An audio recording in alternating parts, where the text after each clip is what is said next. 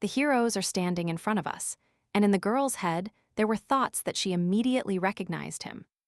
This handsome man, with blue eyes and dark hair. Before her is her idol, who appears in her dreams. Her kitten, her Kylo, finally met him. But then a deafening sound was heard, and the man's head rarely moved. What just happened is that the girl was in severe shock. Why did she slap her precious kitten Kylo? Why did her hand move on its own? The girl's hand flew into the air again and again. And again, the man received 3 slaps in a row, and the girl herself didn't understand why she was hitting him so much. One day, she saw a similar question on social media. What would you do first if you were in a novel with your favorite character? She didn't understand why she should even think about this. But she immediately decided to write an answer. First, I would lock him in my room. Then I would feed him treats. I would pat his head and let him rest and feed him whatever he wanted. I would make sure he had nothing to worry about. He would be worried, and of course, I would hug him constantly. However, why did she hit her beloved? That's how it is, the girl shouted mentally. Kylo tightly grabbed the girl's hands, not allowing her to hit him anymore. And although the heroine of the novel was outraged by how someone like him dared to touch her with his dirty hands, and demanded that she let her go, the girl herself mentally begged not to let her go. And in general, she was grateful that Kylo touched someone like her. Looking at the handsome man she had hit, the girl lamented that she had not only slapped her favorite several times, but she had also been rude to him. She couldn't believe she was reborn in a fairy tale. It must be a dream. It can only be a dream, the girl thought. And consciousness left her, leaving her inert body in the hands of a surprised man. Oh, she lost consciousness, said the disappointed man. There couldn't be a bigger scoundrel, he thought irritably, holding the girl. Princess Agnes Sand can be described in many ways as the emperor's crown jewel. The queen of high society, the most beautiful girl on the continent, and lastly, the time bomb of the imperial palace. In reality, she is just a princess who, under the influence of alcohol, began to riot to celebrate the end of the war. She smells of alcohol. After smelling it, the man almost vomited. The smell was very unpleasant. The knights, who were already looking for the princess, rushed to Sir Grey's aid. Leaving the girl with them, he ordered them to escort her quickly to the palace, and he left himself. Pathetic, both this scoundrel and the imperial family who neglects her. But whatever happens, he is not in the mood to say a word against them. And all this is unbearably sad. The morning in the palace was sunny and bright, but not everyone thought it was good. Princess Agnes shamefully recalled the events of the previous night, and especially her emotions, which manifested as if 3 people existed in her at the same time. One was delighted that she touched Kylo, the second tried to commit suicide by jumping out the window, and the third was tossing between the two, trying to calm them down. She was sure it was a dream, but everything turned out to be real, especially as evidenced by her swollen palms and her shrunken voice. The girl couldn't believe that she hit her favorite as soon as she was reborn into this world. And then she also lost consciousness. At a crosswalk, a girl lay in a pool of her own blood. The people nearby tried to help her and call an ambulance. But it was all in vain, she died. It would have been a pity to die on the way home from the cafe after celebrating her favorite character's birthday. But the real reason for her death was more unfair. The goddess came down to her because she needed to say something. I am really very sorry, but it is not yet time for the girl to die. It seems there was a system failure that collects souls. The girl had a reasonable question. Is she really a goddess? She laughed and replied that she was. But since she is a real goddess, then she should return her, because she killed her by mistake. But the deity replied with regret that her body had already rotted, and she could not do it. If the girl had known that she would die so stupidly and suddenly, she would not have postponed reading fan fiction. And she would have used all those Kylo products she ordered. In return, I will take responsibility. After all, it's my fault, said the goddess. And the girl raised her head with interest. She asked what the girl thought about a new life, whether it was a fictional or real world. If there was any place, she would like to be reborn. The girl listened with great anticipation to what the goddess was offering her instantly. An image formed in her head. And she didn't have to think much. She immediately smiled with joy and asked to be introduced to her favorite immediately. And here she is. Although she didn't meet Kylo at all the way she wanted, but rather started with slaps in the face. And then she remembered the goddess's satisfied face that fulfilled her wish, but she still had to express her wishes more specifically. Specifically, looking in the mirror, the princess realized with regret that there was a more serious problem. Silver hair and violet eyes, and a whole appearance that can be compared to that of a cat. This is a nightmare. Of all the possible characters, she was reborn as the main villain Agnes sent. The novel Infinity Splash is the story of Raymond Spencer fighting demons. On all social networks, he is called the Great Geek Union because it brings together many fans of various steampunk genres. Classic fantasy and modern fantasy. And in the novel, Agnes Sand is a devoted fan who pursues the main character. Raymond, not just a stalker, but an obsessive and literally unbreakable fan who gives him no peace. But if it all ended there, she would simply be loyal and not the center of the plot. To a certain extent. Except for Lord Spencer, almost no one has done anything, taking advantage of his reputation. And draining military funds. How are you different from parasites? The drunken princess asked those around her. She simply spat such statements in front of the knights who returned from the Great War. Naturally, all the nobles who heard this were horrified by such arrogance and frankness of the Empire's princess. But that's not all. She went to see the Black Knights very drunk and caused a stir there. "You are causing nothing but trouble for Sir Spencer, real scum," shouted the deranged girl. Then he appeared to stop Agnes and tried to calm her down. At first, the princess even seemed to listen. And turning around, she saw that it was Kylo Grey, who was trying to reason with the girl with all possible calmness. A former street mercenary and commander of the Black Knights. Another hero of this world and the eternal rival of Raymond Spencer. The opinions of the princess and the commander of the Black Knights clashed. And the girl aggressively asked him what he was telling her to do. Kylo hated Raymond because of his inferiority complex, so every time he met him, he cursed him. And insults. In this world, Agnes Saint is Kylo Grey's personal enemy also because of Raymond. Thanks to this, Agnes and Kyle became the two main villains of this world. She is an arrogant bitch. He is a short-tempered commander knight. These two hate each other to infinity. And now she couldn't understand why everything turned out this way. Because she is Kylo's most devoted fan. Why did she become Princess Agnes? The girl mentally cursed this damned goddess. It was a failure from the start. 2 days after rebirth, life seemed to have returned to normal. And the girl felt like a real princess. Fortunately, after that incident, she began to have full control of her body.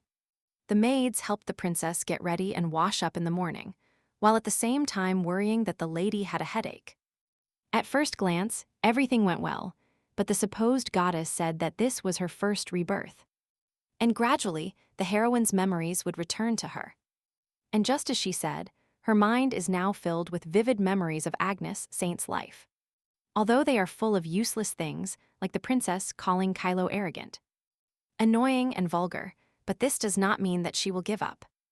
Therefore, Agnes turned directly to one of the maids, which even made her shudder in surprise. "It seems that yesterday I caused a stir during the banquet, where Kylo Grey might be now." She asked the girl. From now on, she will do her best to get closer to Kylo. But for some reason, the maid shook like a leaf and asked with an intermittent voice what the lady was going to do. Yes, she was wrong to grab his hand, madam, but you shouldn't deprive him of his hand because of that. The girl shouted excitedly, closing her eyes. Who does Agnes take her for? She felt a little offended that the maid misunderstood her and explained that she was only going to meet him. And nothing more. Finally, she can have a real first meeting with Kylo, but why is everyone making such a fuss? He was just trying to stop her from getting drunk. This is because Kylo is one of the Black Knights, and he is even their commander.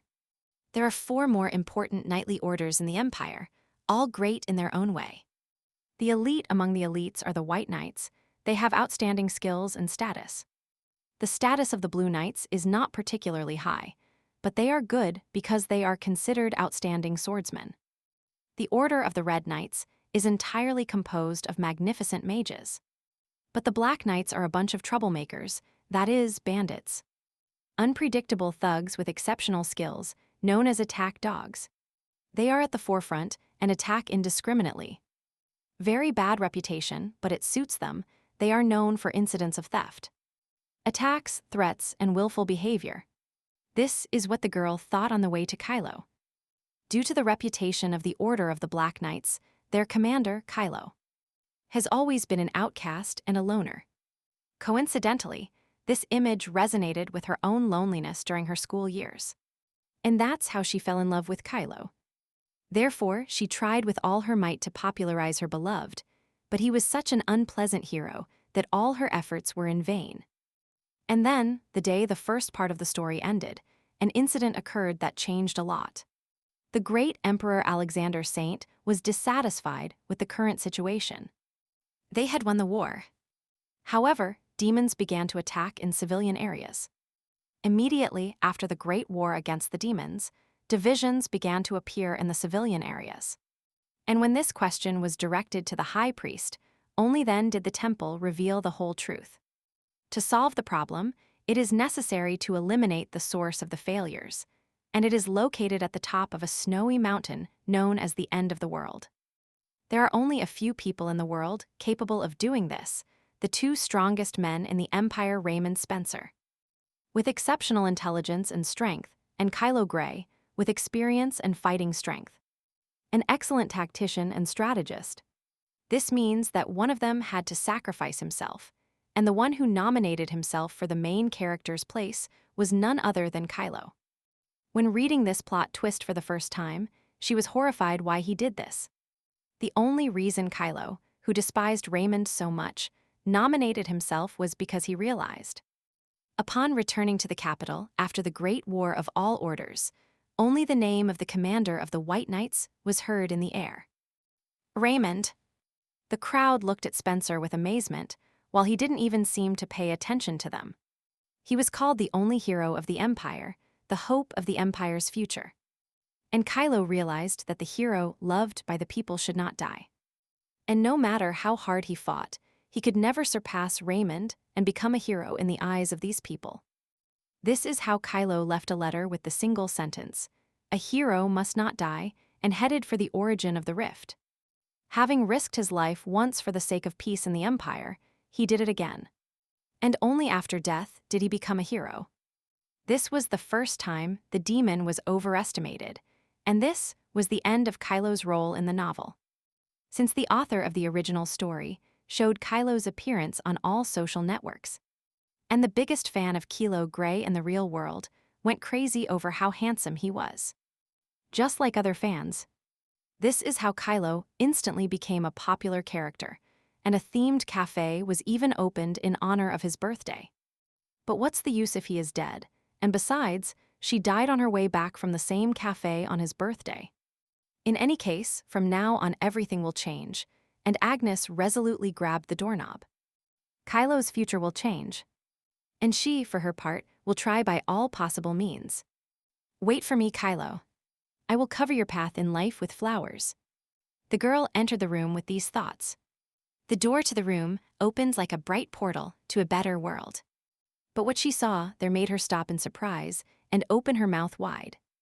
Kylo Grey, with his hands tied, was kneeling, surrounded by White Knights acting as executioners. And even in such a humiliated state, he was divinely beautiful. But what the hell is that?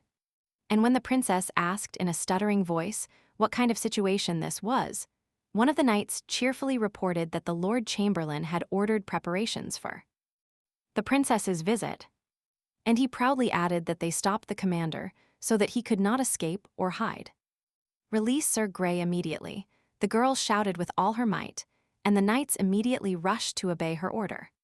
When Commander Grey's hands were untied, the princess tried to quickly escort the interfering White Knights out of the room. Finally, the door slammed shut behind them, but Agnes bitterly thought that she only wanted to do things right.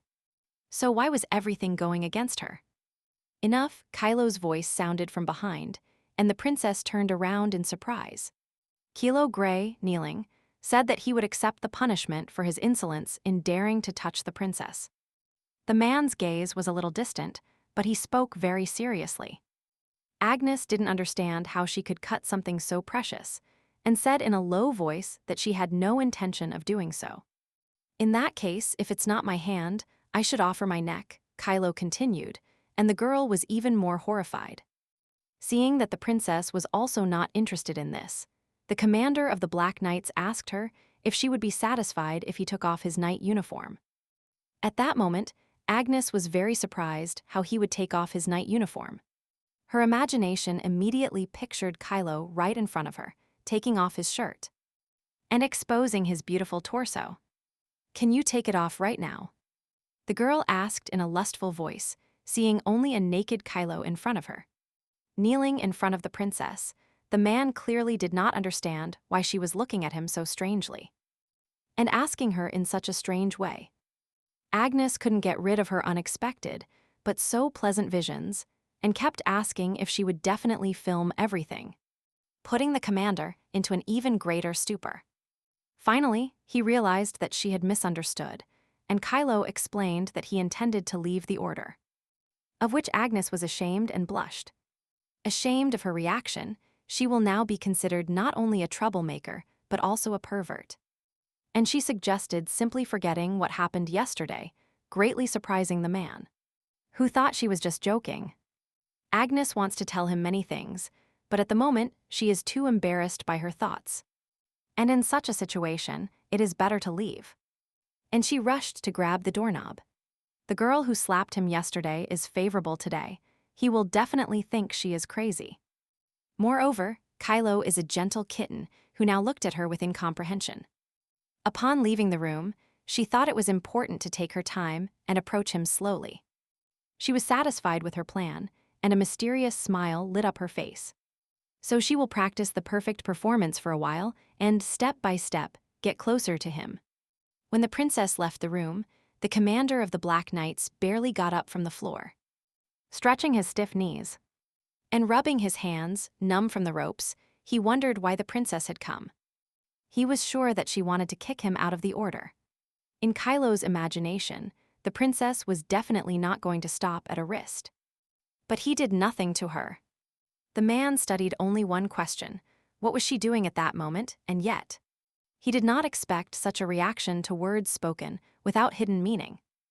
Who would have thought that the princess also had a naive side, but he himself really said something wrong. The man took the documents to go to work, but his thoughts wandered somewhere far away. Before his eyes was the image of the princess, blushing from her own embarrassing thoughts. Kylo felt like she was playing a joke on him, which was not a bad feeling. A few days after meeting Kylo, Agnes locked herself in the palace under the pretext of being sick. She was thinking about how she could get closer to Kylo after discovering the novel's plot.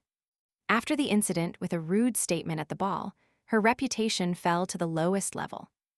The princess herself insulted those who fought and risked their lives for the sake of the empire. And it couldn't be otherwise. No matter how she tries to get close to Kylo under such circumstances, her reputation will negatively affect him. There is really no adequate excuse. Moreover, the incident she fears will happen in the near future. While Agnes was thinking about all this, someone knocked on the door and said that His Majesty the Emperor was calling her. And someone else knocked on your door and said that you are the best YouTube viewer, and that the best romantic adventures await you. Don't forget to support me with a like and a comment, or better yet, subscribe. I love you. The girl sighed deeply. It seemed that the ending would be the same as in the novel. After telling the maid to tell him she would be there soon, Agnes herself sadly thought that she was going to be kicked out of the palace.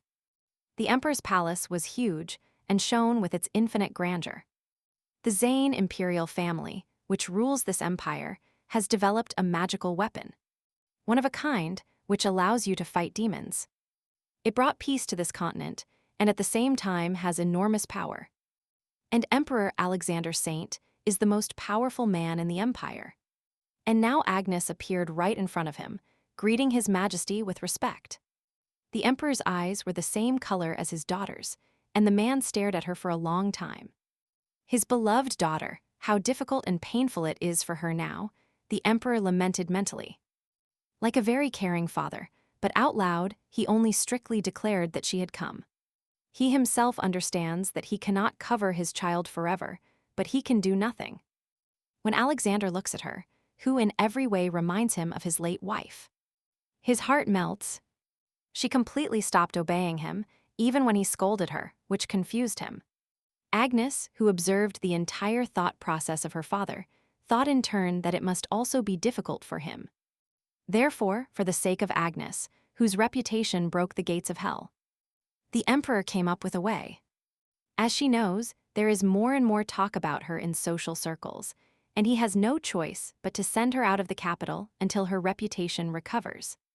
Now begins the expulsion of Princess Inez from the capital, a major event that happened to her because she will not be able to see Kylo. This should never happen, so Agnes gathered the courage to speak. "I don't want this," the girl said in a voice that tolerated no objections. First, she will insist on her own. "What can we do?" He is the most caring father in secular society. Let's see how he forcibly chases away his beloved daughter, who is like two peas in a pod like his wife. To which the emperor said that if she did not listen, then he would have to make a different decision. And he asked her why she was not happy with this option. Inez replied that she did not want to leave the capital under any circumstances. And then the emperor offered her another option, but Inez agreed to anything. Cleaning the stables, stripping her of jewels and dresses, moving to the maid's quarters, serving in the temple. Whatever it is, she agrees to do anything to stay by Kylo's side. "You will be appointed a mage of the Order of the Black Knights," the emperor announced in a tone that admitted no objections. Princess Iniakutes asked, in surprise, what the emperor said. And then she joyfully understood what the emperor had said and what it meant to her. Understanding his daughter's confusion in his own way, the emperor explained that he meant the Sami Order of the Black Knights. But he was surprised to hear Agnes's answer that she agreed and would go right away. Most members of the imperial family, including Agnes, inherit enormous magical powers. Therefore, it was always in the order of things for them to join the Order of the White Knights, just like the Crown Prince and Agnes's older brother, Demian. Of course, Agnes never went on missions simply because it was a burden for her. Initially, she was a member of the Order of the White Knights, but now she is being sent to Kylo. The best development of events. Looking at such a happy daughter, the emperor understood nothing and his face changed a lot. "I will call a doctor. Something is wrong with my daughter." It was all the man could say quietly. He was so surprised. The girl at that moment literally shone with happiness.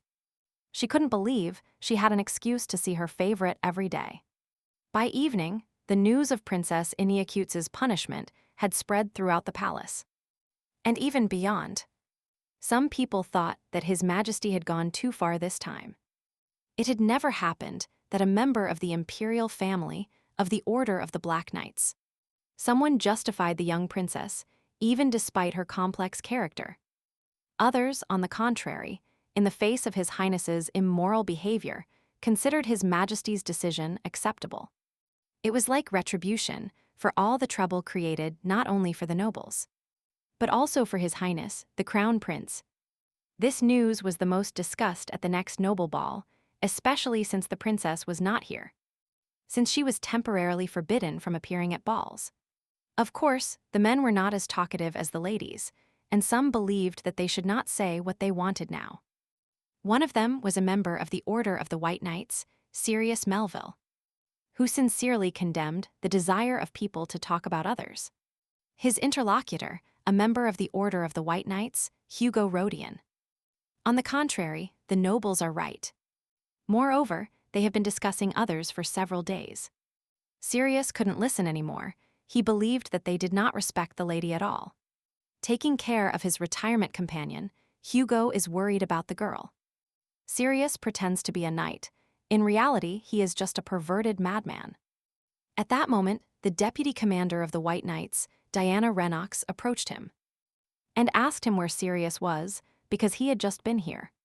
A fragile girl, a member of the Order of the White Knights, Hazel Devon, came to mind, who was also the #1 candidate for the title of the main character of the novel Unlimited Wave. Hugo decided to explain that Sirius, known for being crazy about women, had left, and said that he did not want to hear criticism from Princess Iniakutes.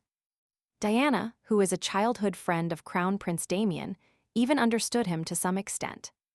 Agnes is Damien's only sister, no matter how fair the comments were. She would never gossip about her friend's family. Wow! It was heard from the margin of those who were talking, and Hugo immediately approached because he recognized that female voice. Saint Liliana, another member of the White Order, admired the fact that heroes of the White Order gathered here. This sweet-looking girl is the #2 candidate for the title of the main character of the novel. When she asked what interesting things they had discussed, Hugo cheerfully replied that they were talking about Princess Iniakutes. Liliana did not expect that Her Highness would make such a decision regarding her beloved daughter. Saint Liliana was a commoner, but one morning she received a divine revelation and became a saint. The looks focused on a girl who had neither power nor status never boded well. The disdain and ridicule of the arrogant nobles constantly accompanied her, as well as the open flirting of the knights. However, after the complete healing of several possessed people, her life changed drastically. People began to revere and admire her as never before. She experienced a completely opposite attitude towards herself, from hatred to adoration. And after that, Liliana gradually began to desire more and more adoration, more power. Although the girl smiled at the man, her gaze was cold and assessing. Hugo Rodion, heir to the ducal family, looked at the saint with adoration and shame. But he was not the only one who looked at the beautiful girl, the innocent saint, in that way. Hugo has a good reputation in the order and a fairly high social status. But he is still no match for her. The girl's sweet smile made Hugo's heart about to jump out of his chest, because he is a fervent admirer of the saint. Trying to continue the conversation, the embarrassed man said that in the end, the emperor's decision was good. Even the commander felt calmer, and that they would no longer find fault with the saint in vain. "And me?" the girl asked in surprise, not understanding what he was talking about. And she modestly lowered her eyes, saying that she didn't care, even if Princess Iniakutes disapproved of her. But that this was quite normal, she was a commoner. On the contrary, she is extremely grateful to the princess for making her unhappy, the girl thought mentally. Because everyone felt sorry for her. Men are so simple, but what can she do about it? She is not going out with any of them. Still, Liliana continued, Lady Devon should be happier than her, which surprised her greatly. There are only 2 men in this empire that Liliana considered suitable for her. Crown Prince Damien Saint, and the man who is now approaching the Talking Knights. Sir Spencer has come, commented the saint enthusiastically, whose eyes shone when she saw the man. The commander of the Order of the White Knights, Raymond Spencer, is truly an eligible bachelor. And he was the main character of the novel. Liliana immediately informed the commander that Lady Devon would now feel safe, thanks to the princess. Which surprised the commander. Looking at Hazel's face, which expressed everything she thought about the saint, he jokingly said that he probably shouldn't mention it. Liliana apologized, because she was still not completely used to the noble style of speaking. And Hugo rushed to reassure the girl, because she hadn't said anything wrong. And in general, honesty is the dignity of a saint. Diana, who witnessed this conversation, only sighed sadly, realizing that the saint was so openly entangling a person. And this fool didn't even notice. Meanwhile, Agnes, who is at the center of the commotion, knows nothing and quietly drinks tea with the maid. Agnes's maid, Daisy Rodion, was surprised that His Majesty sent the princess to the Black Knights. She was worried that Kylo Grey, this wayward man, would torment her. Agnes was not worried about that. Kylo definitely hated her and would probably take the opportunity to annoy her. But for some reason, it doesn't seem bad to her, although due to bad manners, he will be forced to communicate closely with her. The maid noticed that the princess was blushing and worriedly assumed she was sick. And Agnes had to fight the maid, who wanted to call a doctor, inform His Majesty, and protect the princess from the Black Knights in every possible way. She is glad that this is the only maid who is not afraid of her, but sometimes she can be a burden. And she tried to assure the girl that the Black Knights would not do anything to her. Daisy calmed down a little, taking into account the princess's arguments, and reported that it seemed everything was so. Agnes, citing the fact that she had a headache, told the maid to leave. But the girl's thoughts were on something completely different. Daisy, like all inhabitants of the Empire, is still intoxicated by the joy of victory in the war against the demons, not knowing that this calm will not last long. However, she, Princess Agnescent, knows where and when the demons will reappear. In 6 months, she will save the people of the Eastern region and give all the credit to Gray's foresight. And then he will become a hero. This is the ideal plan. While Agnes indulged in plans and dreams, Daisy, upon leaving the room, bumped into a man at the door and formally greeted him with fear. Inez, hearing this, became a little alarmed because her older brother arrived unannounced. As always, an unceremonious greeting, Agnes, said Crown Prince Damien Senth dryly. A little earlier, the Emperor called his son for a walk and told him that Agnes was acting strange. The doctor says everything is fine with her, but she was not stubborn when he forbade her from attending balls. And she calmly accepted the transfer to the Order of the Black Knights. Do you think something could have happened to her? The prince asked, thinking that Agnes had always been crazy. The Emperor was very nervous, believing that his daughter had been bewitched by a strange magic book that recently became popular in secular society, and Demian tried to calm his father. I want to ask you, Demian, to personally go and see her and assess her condition. The ruler turned to his son. She is his only sister. The Emperor looked pleadingly, and the prince had no choice but to promise him that he would go to her. And so Demian kept the promise he made to his father by visiting his sister. While Agnes was wondering why he didn't warn her that he was coming, the man assessed the situation in the room. It didn't look like she had a strange book. Seeing the maid frozen in the doorway, the prince assumed that this was a young lady from Duke Rodian's family. And when the girl confirmed it, he asked her to leave them alone, as he would like to talk to his sister. The girl understood everything instantly and rushed out of the room. Brother and sister were left alone, and the girl tensed up, waiting for what the crown prince would say. Agnes, Damien said in a gloomy voice, and her whole appearance boded no good. How much longer is she going to bother His Majesty? If she continues to behave frivolously, she won't be able to find a good boyfriend, even if she is a princess. Agnes silently listened to her brother's reprimand without saying a word. But it was clear that his words hurt the girl. The prince demanded that his sister no longer tarnish the honor of the imperial family. His father will not stop loving and pampering her, but the same should not be expected from him. From now on, as a mage of the Order of the Black Knights, she will have to approach missions with complete seriousness. That said, Demian demanded a response from the silent girl. He expected that a stream of reproaches about why he was pointing at her would immediately erupt. And all that, so he closed his eyes. Okay, the girl replied, and all his expectations were shattered, surprising the prince. All surprise was written on his face, and the girl noticed it, mentally surprised by such a reaction. I hope you don't forget this promise, Demian could only reply embarrassed.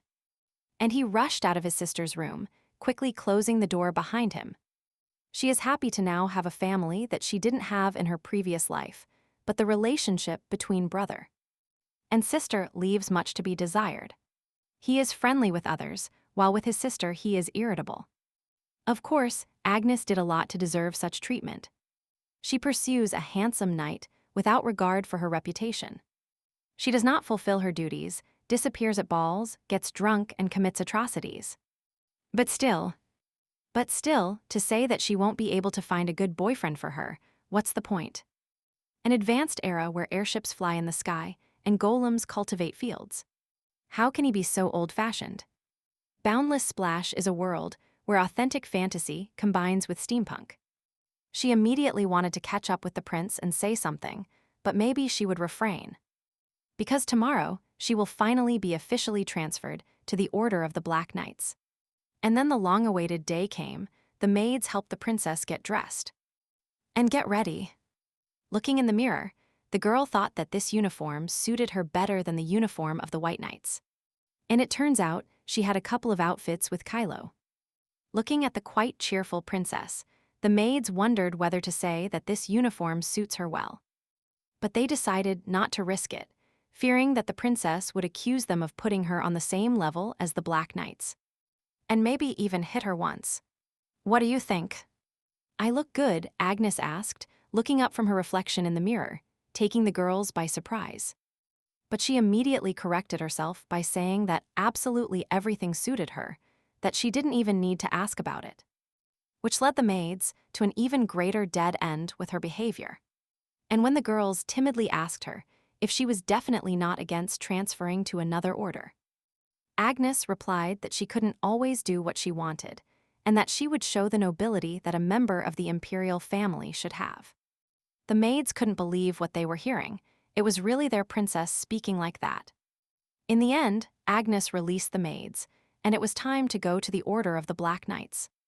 She could finally show Kylo a new self, which made the girl feel great. The princess will really come today. The knight asked the commander, and immediately replied that he could bet his right to be called a knight that she would not show up. The commander of the Black Knights was not so categorical, but he still thought. Remembering what happened a couple of days ago, the emperor summoned him for a personal audience and told him some very important news. As everyone knew, Agnes lost her mother as a child and grew up alone. In society, it is said that Agnes does not fulfill the role of a healer out of selfishness. But in reality, she is very impressionable. She was horrified to see a patient with symptoms similar to her mother's. And when her nanny died, the girl herself was like a dead man. The emperor understands that he is too kind to his daughter, but he can do nothing else. He finds it more difficult to deal with her than with the duties of a ruler. Kylo understood that the emperor meant that, despite the princess formally becoming his subordinate, one should not treat her carelessly and should make a show of it. But she cannot live like this forever. The ruler finished his speech, which greatly surprised the knight. As the emperor had heard, Kylo did an excellent job on the front and killed countless demons. Could he not then take control of Princess Agnes and make her feel the bitterness of life? Kylo asked in surprise if the emperor was saying not to give the princess any concessions and treat her like his subordinate. Exactly, if possible, then consider her as your unloved subordinate, confirmed the ruler. The emperor's order was quite unexpected, but the power of the current emperor is incomparably strong. If the princess acts as the emperor wishes, if she attracts his attention, then she will be able to defeat her stepmother and her cousins, as well as those who despised him. This was an opportunity to repay the princess for her contempt for him, the man decided. And she would regret not coming.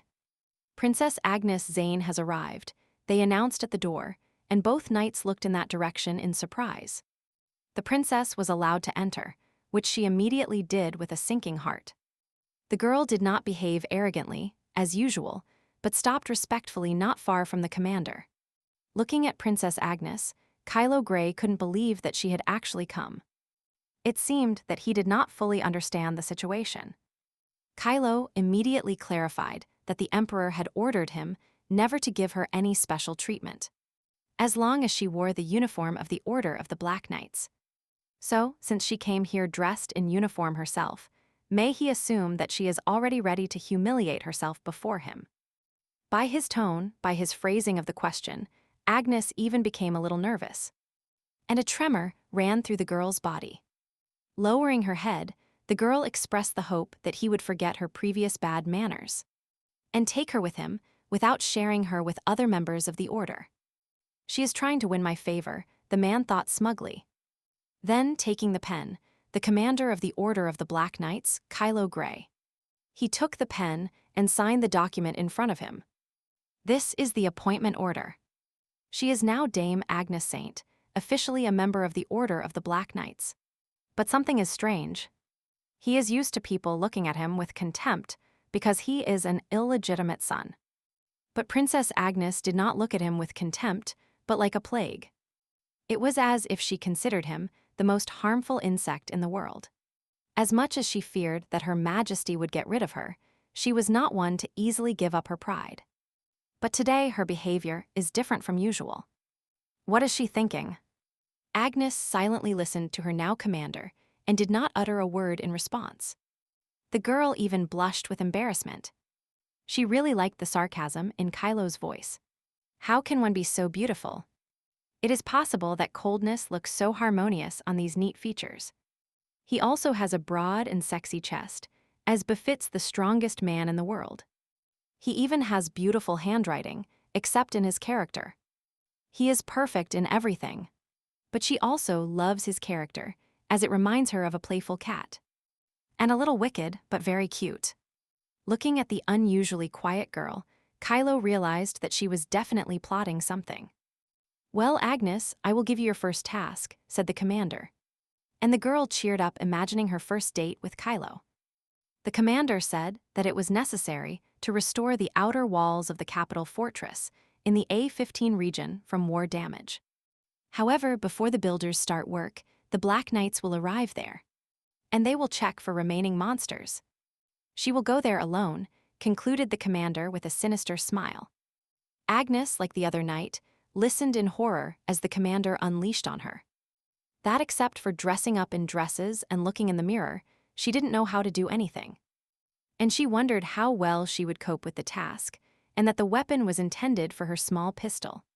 Sending alone, not a combat warrior, but a healing mage, giving her only a small pistol. It's the same as saying when you meet a monitor, just die. But it doesn't matter. Agnes was upset that she wasn't going with Kylo, even though it wasn't originally a date. And the commander, seeing her reaction, thought she was scared. "I'll do everything," said the girl confidently, and after saluting like a knight, she left the room. The knight, bowing to the commander, asked if everything would be all right, because it could happen that the princess goes alone and encounters the monster. Kylo didn't know if she was really scared, would fall down and ask for help from His Majesty. In fact, he didn't tell Jeremy anything specific when he came to District A15 to visit the arrested members of the Order. The patrol was already complete, and he did not officially introduce himself for the sake of a good debut for the princess. In an empty town, from which all inhabitants were evacuated, only buildings affected by the horror of war remain. But the most important thing is that the atmosphere increases the expectation that someone might jump out at you. Having experienced this firsthand, the princess will no longer be able to be as rude as before. To be honest, if it weren't for the Emperor's orders, Kylo wouldn't have gone this far with a child who had just come of age. In any case, nothing dangerous will happen, so it doesn't matter. So after reassuring Jeremy, the commander allowed him to leave. However, there was another random witness to the conversation, the knight Sirius Melville. A member of the Order of the White Knights, he unintentionally overheard the princess's first date through the ajar door. And as a true womanizer, he was seriously outraged by such a dangerous date for a fragile girl. Kylo Grey is completely crazy, Sirius fumed, returning to his headquarters expressing everything to Commander Spencer, who was there. "Sirius, you came for a report. What are you suddenly talking about?" The commander of the White Knights was perplexed. But the knight believed this was not important now on the way here. He clearly heard Kylo Grey sending Princess Agnes alone to Area A15, which had not yet been checked. Moreover, when he looked in the armory, it turned out that the princess had only been given a small pistol. Hearing all this, Raymond Spencer thought, "It is true that for the desire to take all the laurels, Kylo Grey caused some trouble on the battlefield. He skillfully held the entire line and got away with a light punishment. He is not one to act without thinking about the consequences. And he cannot be so blinded by power as to incur the Emperor's wrath." These words made Sirius think now. The commander suggested that this looked like a plan to discourage the princess. But the knight insisted that there was still a possibility of a bad outcome. What if the princess was seriously injured? We should go check, but Sirius needs to go on patrol. It's okay, I will personally take care of the princess. So see a mission, replied the commander after thinking for a moment, which made the knight very happy. And when leaving, he asked him to tell Kylo Grey something, because he believes that the Black Order is on par with the White. Which is far from true. When the door closed behind Sirius Melville, Raymond sighed tiredly, not believing what he had just said. How much longer will he have to clean up the princess's messes? That should not concern him in any way. When she was transferred to the Order of the Black Knights, he was relieved that he no longer had to deal with her nonsense. But he interfered in her affairs again from the first day of her transfer. Perhaps this time Kylo Grey was not responsible, but Princess Agnes. Raymond was very tired of her reckless interest and selfish courtship. And this time he will do everything to avoid such situations, whatever the cost. Some time passed before Lady Agnes St. arrived in the lands that the knights call A15. The tired girl, along with her horse, finally saw her destination. And she even felt some relief, mixed with anticipation. Unlike the commander of the White Knights, who left with a heavy heart, without even imagining what awaited him. Meanwhile, as Agnes and Raymond travel separately to Region A15, some events occur at the Black Knights' headquarters. In the Black Knight's office, Commander Grey received a report from one of his knights, who reported that the knights who had left yesterday for Area A15 were currently returning. This news made the man look up from reading the newspapers and look surprised at the speaker. He was sure that the inspection of this area had been completed yesterday, but it turned out that it was not so. But Victor Craven, a member of the Order of the Black Knights, a man of few words, and more focused on increasing physical strength than on basic knight training. He replied that he had only sent a preliminary report, as it was an arduous task to do so after returning. What? The commander shouted when he learned that the lady who accompanied him to the inspection yesterday had lost her cat.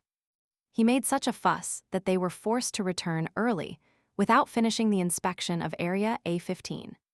And since they stopped searching and returned, they would have to continue searching for demons later.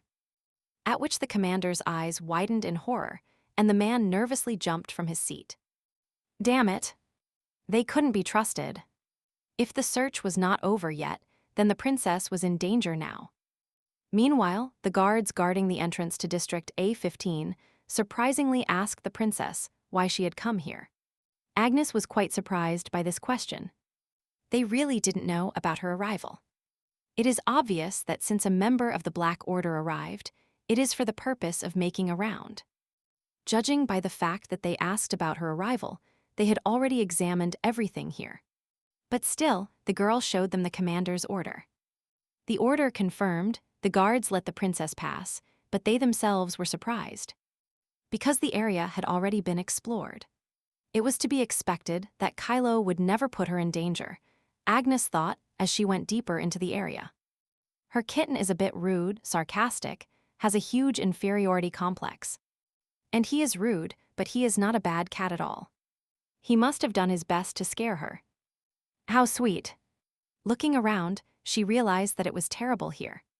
Fortunately, the residents were evacuated in advance, and there were few casualties. Raymond did a great job. People praise Raymond Spencer as a war hero, and they are right. Thanks to his unparalleled ingenuity, Raymond grasped the movements of the demons and their plans and won almost every battle. Moreover, he is young and handsome, and carries the wound of losing his mother as a child at the hands of a demon. He was a star that one could not help but admire. However, because of his bright light, the other knights were forgotten.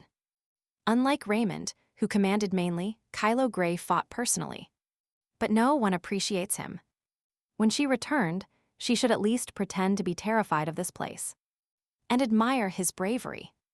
The princess snapped out of her daydream by a strange sound, and the girl turned cautiously. That dark creature near the destroyed buildings is really a monster. Either this area was not explored, or it was carelessly inspected. The black entity was approaching her. It looked like it was about to attack. What should she do? Unconsciously, her thoughts turned to Kylo for help, and the girl closed her eyes. Meow. It was heard nearby, and a fluffy black cat nestled into Agnes's arms. Judging by the calmness with which it sits in her arms, it is used to people. Probably the owner couldn't pick it up during the evacuation. The cat turned out to be seriously injured, and the princess, as a mage, used her power to heal it. The treatment was quick and painless, and soon everything was over. The grateful creature, feeling that it no longer felt pain, purred thankfully. Agnes said she was bored and invited the cat to patrol with her. And then she will find its owner. But she didn't have time to finish, because she felt some kind of darkness behind her. The girl dared not turn around, fearing to see what was there. But behind her, a red-eyed demon was slowly approaching her. This is not a cat at all. Agnes met the gaze of this creature, which was a black wolf demon. And he is a real demon. She will really die again, and even such an insignificant death. But she doesn't want it like this, and this time she will do something to prevent it. The demon lunged at her, but failed to achieve its goal, because a knight's sword blocked its way. The commander of the Black Knights, Kylo Grey, stood right in front of Agnes, protecting her from the demon. The knight's sword cut the demon in half, and drops of blood fell on the surprised girl's cheek. "Are you safe?" Kylo asked the surprised girl, who did not let go of the cat. Agnes remained silent, unable to say anything, and just stared at the man with wide eyes. Kylo saved her, the girl slowly realized, while the man made excuses for not deliberately putting her in danger. And there was an error in the report. At that moment, Agnes's horse ran away scared, not caring about its owner. Kylo handed her his handkerchief and offered to wipe the blood from her face.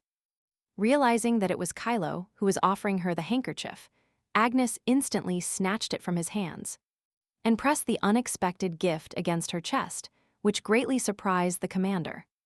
Kylo thought she was so scared that she had gone crazy and asked if she was injured. The princess remembered that she was supposed to act normally and timidly replied that she was a little hurt. Apparently, these wicked Black Knights could not perform a normal round. Kylo found out too late, so he had to hurry and was glad that she was all right. But Agnes was very grateful to fate. She finally had the opportunity to have a date and suggested that they could continue patrolling together. But her speech was interrupted by a strange sound, and she was surprised to hear the sound of hooves. And indeed, a horse rider was approaching them, whom they never expected to see here. Raymond Spencer, Kylo stated surprised, and the princess could not resist a cry of surprise. "Raymond Spencer, commander of the Order of the White Knights, what are you doing here?" A dead demon on the ground in a pool of blood, traces of blood on Princess Agnes's face.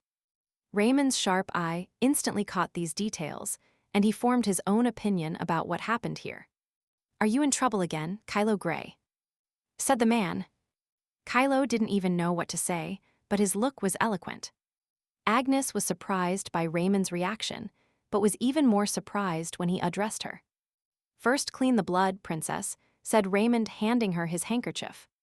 Without thinking, the girl took it in her hands and wiped her bloody face. Kylo watched with astonishment the determination with which Agnes used the handkerchief for its intended purpose. And he remembered that she had not used his handkerchief. He considered his handkerchief dirty and did not want to take it. This was the conclusion Kylo Grey reached. Spencer said he had called a carriage and invited the princess to go with him. It seems she was very angry, Kylo thought, looking at the girl's changed face. She thinks that because of him, she lost the opportunity to be alone with Raymond. And most likely, she wants to blame him for everything. "Kylo Grey, I will cover up this situation, but this should not happen again." Spencer said all this, crossing his arms over his chest. The imperial family is not a battlefield. He cannot get what he wants by his own will. Who asked you to cover up the situation? You are already acting like her husband. Kylo smiled harshly. It's worth listening to, because this is advice from the Empire's hero himself. He replied sarcastically to Raymond. But he is not too arrogant to say this so categorically. His Majesty entrusted Kylo with commanding Princess Agnes. So because Raymond follows her, maybe he signed up to be a nanny, to which the White Knight told him to watch his words. But Kylo continued to say that Spencer constantly rejects the princess's advances and, in fact, keeps her hooked. Raymond did not reply, only his gaze showed that those words hurt him. He didn't seem to consider himself obliged to answer anything and just took care of his business. Dirty bastard, Kylo thought, without even caring about the outgoing commander of the White Knights. He pretends to be a noble knight, but it is clear that he plans to subjugate the princess's heart and become the emperor's son-in-law. And he treats Kylo like trash, blinded by power, and he himself is absolutely the same. One day he will show everyone his dirty intentions, those of Raymond Spencer. Agnes Saint looked at the commander of the White Knights, Raymond Spencer, with a perplexed expression. What did she forget here? She had the opportunity to have a fantastic date with Kylo. And why are they traveling in the same carriage? If you think about it this way, this is the first time the girl has met Raymond Spencer since her rebirth. Well, to be honest, he is handsome, but he is not her type. Firstly, his chest is too narrow. He gives the impression of being a noble who grew up too ideally. And she likes the wilder, rougher, and broad-chested ones like Kylo Grey. Raymond is so perfect that he lacks humanity. Agnes is also not interested in him, and he is not at all nice. Another thing is, Kylo is cute and cannot exist without Agnes. He will die at the end of the first part. But she is forced to pretend to love Raymond, so it's time to use all her acting skills. So in her softest intonation, she asked why he had come here. As everyone knows, Raymond Spencer is the most desired jewel by Agnes Saint. And no one will believe it if she gives up her feelings in an instant. Raymond wondered how to answer her question, because if he told the truth, he wouldn't be able to get rid of the obsessive girl. Therefore, he replied that he had come to ask the princess to refrain from actions that members of the imperial family should not commit. Now he decided to be strict, so he asked the princess to stop showing him attention and be an example of a standard princess. But the man was very surprised when the girl repeated to him that she was asking him to stop bothering her and start acting calmly. With an innocent look, Agnes replied that all this time she had been bothering him unintentionally. And now she understood. She will no longer stand in his way, thus becoming a tired girl whose heart is broken. Raymond couldn't take his eyes off the girl's surprise, and she decided to pretend that she had stopped being a fan of him. Because it broke her heart, Agnes calmly concluded that he should not come from now on, but deep down she was upset that her date with Kylo had been ruined. I think it's time for me to go. Agnes was the first to leave the carriage when they reached their destination. Caring for the retreating girl, the commander was surprised that she agreed without even thinking. Or that she was so upset. In any case, it doesn't matter. The main thing is that the princess will no longer bother him. For the first time in a long time, he feels relieved. Let's go to the Crown Prince's palace, he ordered the coachman, and the carriage set off. Crown Prince Damien Sane tiredly repeated that he had heard that something had happened. Raymond reported that apparently Kylo Grey wants revenge on the princess, which is not surprising, because all this time Agnes greatly despised people of lower status. But since nothing terrible happened, then everything is fine. But the prince was interested in the fact that the princess promised not to bother Raymond anymore. The knight confirmed it, but noted that the intonation was not particularly sincere. But the princess was inclined to say all sorts of nonsense, so one day she might become a big obstacle for His Highness, the Crown Prince. And he is right. Agnes is a time bomb. It is unknown when and where it will explode. She is not one of those opponents that require much effort to eliminate. She is just a nuisance. Agnes is an arrogant and luxurious obstacle, and Damien hoped that she would get married sooner. But the proud people of the Empire would not be happy if a member of the imperial family married a foreigner. So he looked within the Empire for a groom who could match Agnes. This man is his most trusted servant and close friend, and he believed there was no better option than Raymond Spencer. However, the nobles do not treat the princess very well either. We cannot allow anything to tarnish the honor of the imperial family, said Raymond. While Damien was lost in thought, He is the one his younger sister, the princess of the empire, is in love with. But he is not speaking too rudely about her in her presence. The prince became irritated. No, even he himself sometimes laments Agnes's tricks. But he is her older brother, and a stranger is a completely different matter. Increasingly irritated, Prince Damien repeated that Agnes had promised not to bother him anymore. So he didn't need to deliberately criticize her in his presence. Raymond understood everything, and with this, their conversation came to an end. However, the incidents related to Raymond Spencer did not end there. And at the same time in the palace, Chloe and Emma, Princess Agnes's maids, were horrified to see their mistress. The girl really looked bad. Her hair was tangled from the fall, her clothes were dirty. There were traces of blood everywhere. The girls were worried that she had encountered a monster during the mission and had been injured. Agnes's maids are known to be the fastest at spreading gossip, and she came up with a brilliant idea. "Something terrible almost happened to me, thanks to Sir Grey I survived," the girl said quietly. And she was happy with the maids' reaction, because by using them she could improve Kylo's reputation. If they spread the word that Kylo Grey saved her life, he would be considered a hero. But all her thoughts turned to dust when the girls asked her if it was Sir Grey's mistake that she was in danger. Because if he had done his job correctly, nothing would have happened. Several people from the Order of the Black Knights were not arrested because of this mistake. Moreover, when one of the maids passed by the Order's building, she ran into Kylo Grey. Not only did he not greet her, but he even looked at her angrily. Agnes shed a tear because Kylo's reputation was as damaged as hers. And a long-term plan was needed to improve his image. "I think I was wrong. I was wrong about Sir Grey.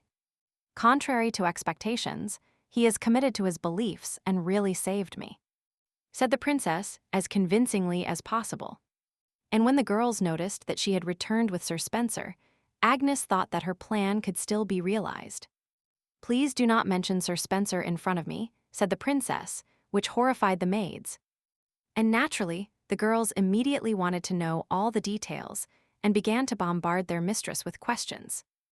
Agnes put on a sad look and replied that she would not tell all the details, but that she could also have been injured. "I'm tired." The princess exhaled. She decided it was time to play the role of some kind of heartbroken girl. And after finishing the conversation, she added that she needed to rest. She was covered in blood. And she didn't feel well. The maids hurried out of the room, wishing the princess a good rest, and that she shouldn't worry about anything. "Go, dear birds, fly and spread rumors. Everything is going according to plan." However, reality was a little different from Agnes's expectations, and the maids did not know what had happened. The princess, who always talked about Sir Spencer, no longer wants to do this. Something serious has happened. But as we know, the princess is kind to her people. The maids also had a hard time because of her temper. But the benefits of working in the palace are enormous. In particular, the things the princess gave to Sir Spencer are simply too numerous to count. So, what did Sir Spencer do? He couldn't resist and started to abuse. Until now, Sir Spencer had rejected the princess many times, but she had never felt so depressed. If the princess was so hurt, then something more than a simple refusal must have happened. The princess buried her feelings after being hurt by Raymond Spencer. It was what Agnes expected, but the two gossips distorted it slightly. It's surprising how such a decent person can do this. I didn't even think Sir Spencer was capable of saying such a thing. The society ladies discussed new rumors. He said, "Rather than marry you, I would rather marry the dandruff that has fallen to the floor." It is said that he declared that a sewer was more suitable for a princess than a palace. Suddenly, Raymond Spencer became the one who drove a large nail into the princess's heart with indescribable brutality. And this rumor reached the ears of an unexpected person, Princess Agnes Sen's most important defender. Her father. "This damned member of the Spencer family hurt my daughter." The emperor was furious. And while the butler asked His Highness to calm down, since the source of the rumors was unreliable, the emperor was literally trembling with anger. But His Majesty did not listen to the servant, and only thought that the Spencer family was full of parents and shameless sons. The Duke Spencer family is one of the 4 ducal families of the empire. It is so prestigious and rich that no one can do anything to them. However, the emperor has long harbored hatred for this Duke Spencer, because this man was the first love of the empress, Mother Agnes. Moreover, he appeared at the wedding and called to stop it. Fortunately, the empress had already rejected his feelings for him, but the emperor still cannot calm down. Prince Damien, without his father's knowledge, befriended the young Spencer, confusing even Agnes, that his sweet daughter would become the bride of this bastard. The man does not want to imagine it. This will never happen, even if the sky splits, even if he dies. He is vile and evil, roared the emperor, until the butler, trying to calm his majesty, said that this could be a good sign. Hearing this, the emperor was very surprised. He did not understand how this could be a good sign. And then the servant explained that, based on the maid's words, the princess was heartbroken and even ordered him not to say his name anymore. This means that the princess no longer has the same feelings for Sir Spencer. So, in the social circle, there is no one who has not heard this news about the princess's broken heart.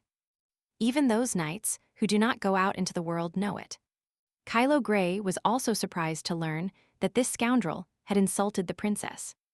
The commander of the Black Knights trained in martial arts daily as usual. After long training, Kylo Grey was exhausted, but this did not bother him much. His thoughts were occupied with other things. Sir Spencer was heard not far away, and turning around, Kylo saw the commander with the White Knights. Raymond Spencer was not liked by him from the beginning. He was too perfect. High status, education, knowledge, everything Kylo wanted but never had, Raymond had since birth. Raymond at that moment noticed Kylo Grey's gaze on him. Even in this situation, Raymond treated Kylo, who had nothing, who had to try his best, like trash blinded by power. As if someone who desperately fought his way up from the bottom was not worthy of being understood. And this bastard now dared to insult the princess of the empire.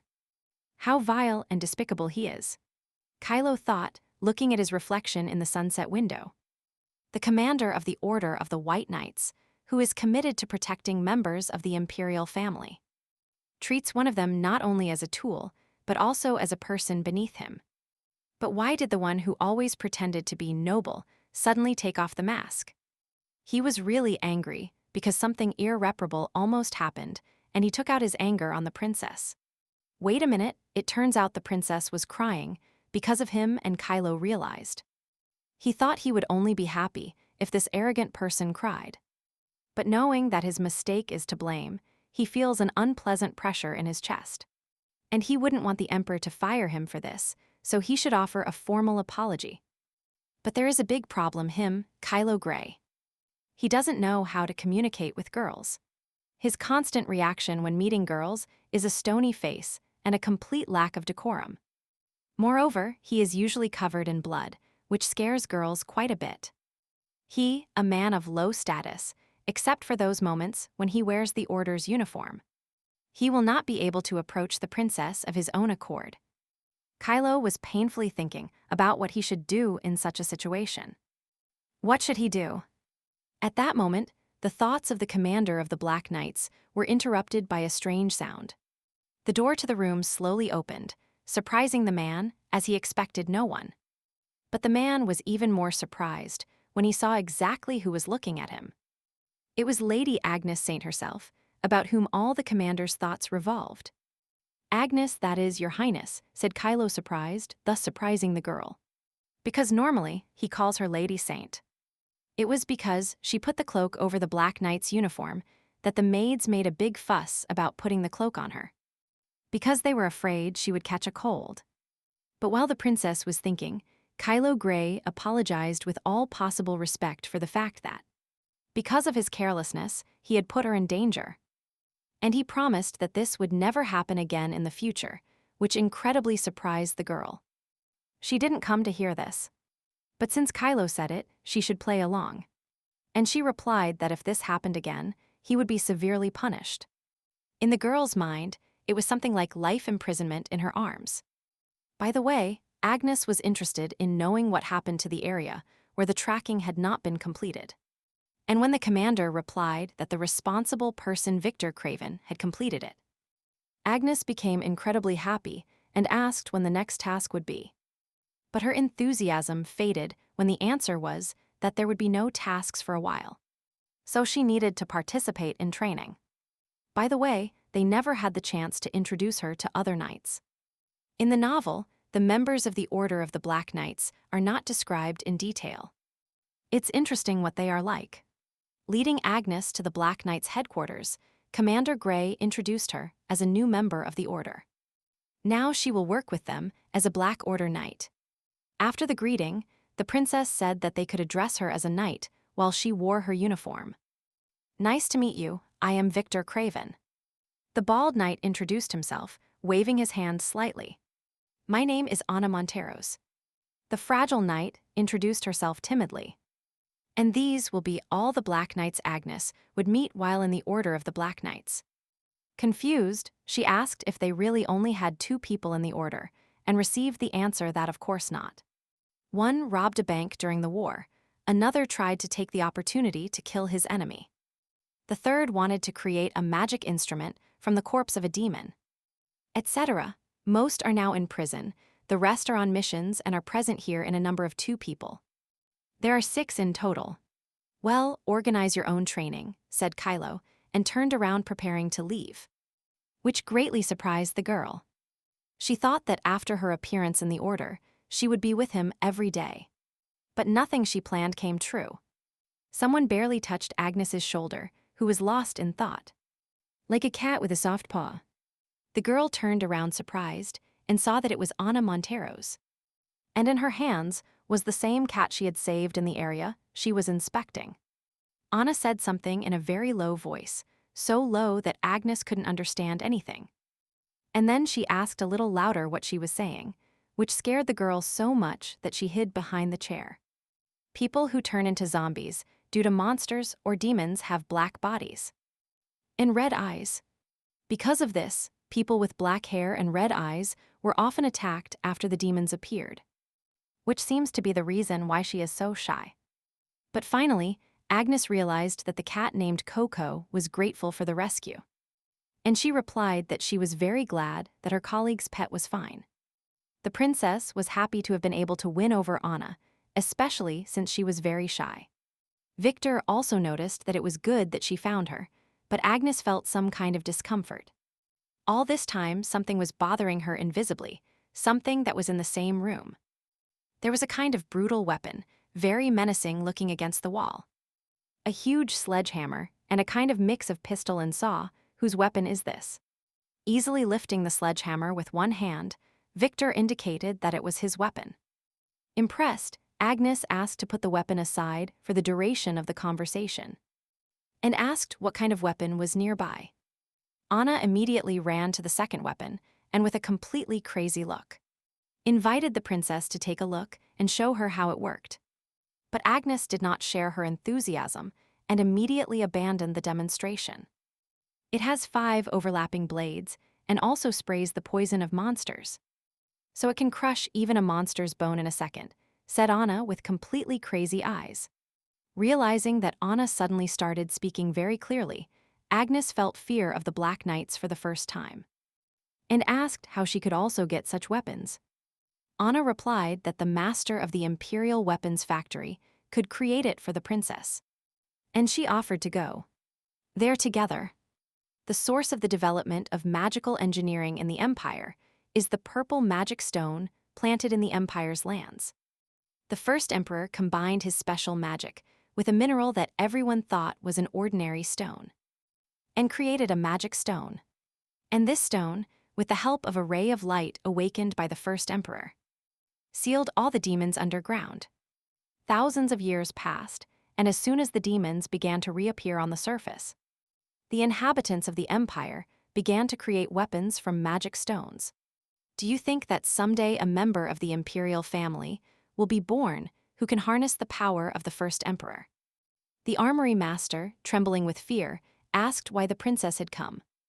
Realizing that she had already seen that attitude towards her before, Agnes replied that she wanted to ask him to make her a weapon.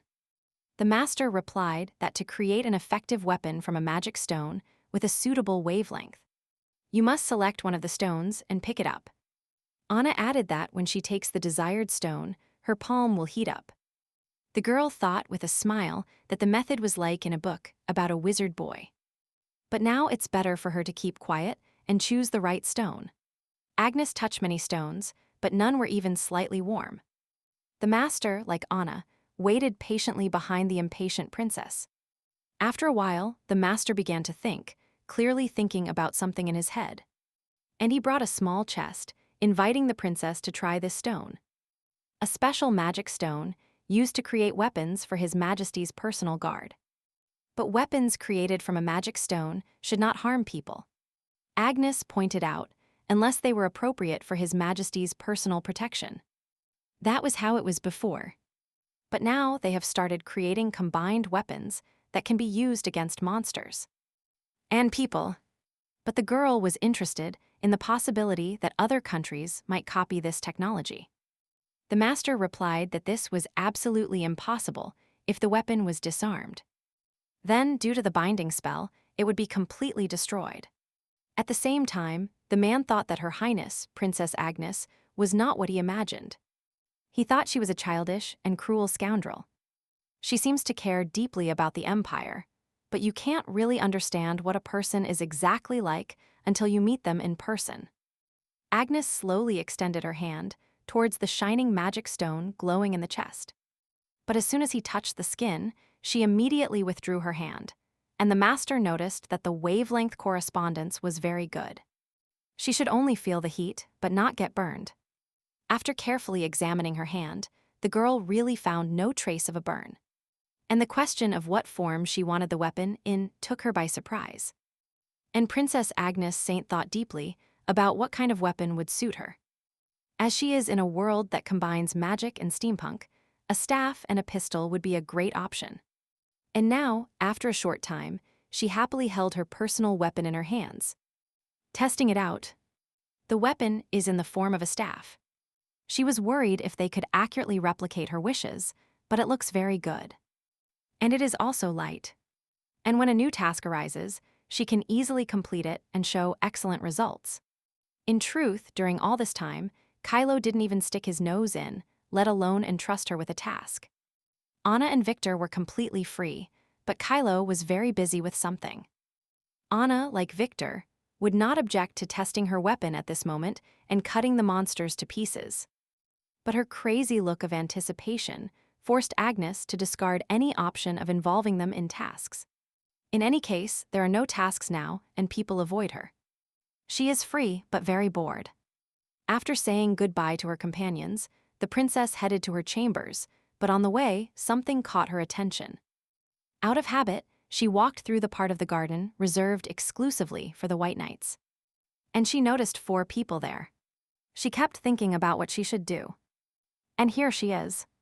She is eavesdropping on their conversations. Even if they notice her, what will they do? She is a princess after all. She saw many familiar faces: Sirius Melville, Diana Renox, Hugo Rodian, and another girl. Was that Saint Liliana? In the novel, she fought with Hazel Devon for the main character's spot. Agnes started eavesdropping and heard them discussing her appointment as a Black Knight. Liliana was outraged by how His Majesty could do this when the White Order. And Sarah Spencer were the ones who tried the hardest, but Hugo was worried that discussing the Emperor's decision was an insult to His Majesty. Agnes understood that Saint Liliana was a former commoner, so she must find cultural behavior difficult to grasp. And then they started discussing the rumors that Sir Spencer had insulted the princess. And Agnes's ears perked up. But only Hugo responded to Liliana, and Diana's and Sirius's faces showed disapproval. Since such a topic is being discussed, Diana can be understood. But why does Sirius, who is obsessed with girls, react to Liliana this way? And then Agnes remembered that Sirius is a womanizer, used to flirting. But commoners are an exception for him. Liliana didn't stop talking about this topic, and then Diana said she should stop talking about the princess. Someone might hear it. But Liliana noted offendedly that Lady Rinox reacted this way every time she started a conversation. Well, yes, she is a commoner, and others find it unpleasant to be near her, since she hasn't been trained in the aristocratic manner of speaking. And she even cried, which immediately made Hugo ask the subcommander to apologize to her. And Agnes noted that she should learn the same skill of shrugging her shoulders while pretending to cry. But this feeling of alienation and pretense is too strong. Was Saint Liliana really such a fake character? Next to Raymond, she looked like an angel. Her ability to quietly draw all attention to herself is astonishing. Agnes was surprised to find this trait of hers quite attractive. At that moment, the girl was about to choose her second favorite character. The saint who looks like an angel is actually a treacherous girl. Why didn't the author reveal such an interesting detail as the appearance of a born actress earlier? Liliana sadly said that everyone despised her because she was low class, so Sirius started getting annoyed. And Hugo immediately rushed to defend the poor unfortunate. What are you talking about? Another voice was heard, and everyone recognized it immediately. This was the main protagonist of the story, everyone's first love, the embodiment of the word innocence, Hazel Devon. Diana and Sirius were happy to see her and asked how her mission went, to which Hazel replied that she was with the commander. So everything went well. Where's Sir Raymond Spencer? Saint Liliana asked with interest. Hazel replied that the commander was already home, that they had just arrived, so she came alone. But Liliana was only interested in gossip and asked Lady Devon if she had heard the gossip. And what Sir Spencer said about it. Hazel Devon asked confusedly what Saint Liliana was talking about. What a terrible actress, Liliana thought, and replied that it was probably just rumors. Sir Spencer would not insult anyone. But Hazel replied that it was impossible to know for sure. The commander hated girls who bothered him like they were demons. The sarcasm with which these words were spoken and the direct allusion to the saint floated between the girls. Agnes seemed to be enthusiastically watching the love triangle from the front row. And Liliana pretended as if nothing had happened and said that Lady Devon was probably tired. And that the wind was cold, so she herself wanted to leave, and Hugo immediately volunteered to accompany her. Hugo Rodian in the novel seemed like just a man unrequitedly in love with a saint. But now that Agnes sees everything with her own eyes, she understands that he is no different from an otaku like her. The show was interesting, but since everyone is leaving, it's time for the princess to leave. She took a couple of steps back, but her foot stepped on a small branch and a subtle sound was heard. This was enough for the sensitive ears of Sirius Melville to catch it. And the knight became cautious. Without hesitation, he adopted a fighting stance. He drew his sword from its sheath and loudly asked who was there. The princess froze in surprise, waiting to see if he had heard. The next moment, the sharp sword was dangerously close to her neck. And the surprised knight stared at her. Agnes glanced at the sharp tip of the sword very close to her and calmly asked if he could put the sword away. Apologizing, Sirius quickly hid his sword, clearly embarrassed by the situation. Did you hear everything? Sirius Melville asked, embarrassed, not daring to look directly at the princess. This could be a problem. Agnes has heard gossip about herself, and it is unknown what will happen next. Don't tell anyone you heard everything, the princess said calmly, which greatly surprised the knight. I don't want to cause any more trouble, the girl continued sadly, not looking at the man. Seeing her indifferent behavior, Sirius concluded that everything that happened between her and Sir Spencer was true, and the girl with all her appearance said she was hurt. That she was heartbroken, that she was very unhappy. But only now did Agnes discover that the rumors were not going the way she wanted. And people said that Raymond said he would rather marry trash than her. And that her place was not in the palace, but in the ditch. Without hesitation, Agnes blurted out that he didn't say that, but then Sirius surprisingly asked what exactly Raymond said. To which the girl didn't know what to answer and tried in every way to repudiate it. That day, she doesn't want to remember it. Agnes returned to her sad image because Spencer is still the main character. And most will take his side. In any case, the princess once again asked to keep today's incident a secret. And she quickly walked away. Caring for the departing girl, Sirius Melville was only more convinced that the commander had really treated her badly. Anna and Victor were returning to headquarters after training when the commander met them in the hallway. "Did you go training?" Kylo Gray asked, crossing his arms over his chest. And when the knights replied that they had tested the new members' weapons together, Kylo was surprised that the princess went with them. And he asked her if she was bothering them, to which Anna, a little surprised, replied no. She is a good person and is always kind to Coco, which surprised the commander now. Because the princess makes fun of people she doesn't like, but is kind to animals. And she even listens to Anna's bloody stories about monsters that Kylo finds hard to hear. He assumed they had misunderstood because the princess couldn't be that friendly. But on the other hand, compared to him, these two have no standing in the palace. They care about nothing but themselves. Maybe only they can look at what is happening in the palace with an open mind. Besides, the princess, who had been observing for several days, was no longer the same as before. The man was lost in thought. His ideas about the princess were changing before his eyes. Victor noticed that the commander rarely leaves his office. So why did he decide to leave now? Kylo has news for them and asked to inform Lady Saint about it, thinking they will soon see the princess's true colors. Even if she doesn't want it. The commander of the Black Knights Order wants to assign Dame Agnes Sen a new task. All knights of the Black Order in the capital, Iran, including Commander Kylo Gray himself. Sir Knight Sirius Melville thought thoughtfully while standing against the wall in the palace courtyard. As a child, he often visited the palace as he was His Highness's page. Princess Agnes, whom he saw then, had always been a very unusual child. Even then, she appropriated Raymond and didn't want to let him go anywhere, literally not giving him an inch. Insolent, spoiled, when something didn't go her way, she got angry. But as time went by, Sirius realized that she did all this to beg for attention. And love. When she was very young, she lost her mother and her nanny. Her father is constantly busy. And her only older brother is cold towards her. Due to the difference in status, she cannot make friends. When all her loved ones moved away from her, the princess was completely alone. Those who are constantly around her cannot hate her because they know her loneliness. Even the commander knows about this, but he couldn't be more lenient. Sirius couldn't believe he was capable of expressing himself like this. But wait a moment, the man remembered something that might be his fault. On the day of the princess's first mission as a Black Knight, it was Sirius who tormented the commander, fearing she might get hurt. If he hadn't sent the commander with the princess, they wouldn't have met then, and as a result, the princess wouldn't have had to listen to all those insults. From this conclusion, Sirius could barely stand and was forced to lean against the wall. It turns out that all this happened because of him.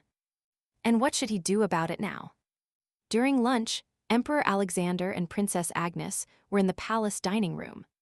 The Emperor father cast sad and lonely glances at his beloved daughter. He hasn't seen his Agnes in a long time. She looks like she has lost weight. It's worth it. According to reports, Agnes attends the Black Knights Order, training conscientiously every day. Without exception. But entrusting Agnes to Kylo was the best decision when his little squirrel became so serious. Noticing the Emperor's strange looks towards her, the girl thought strange thoughts were visiting him again.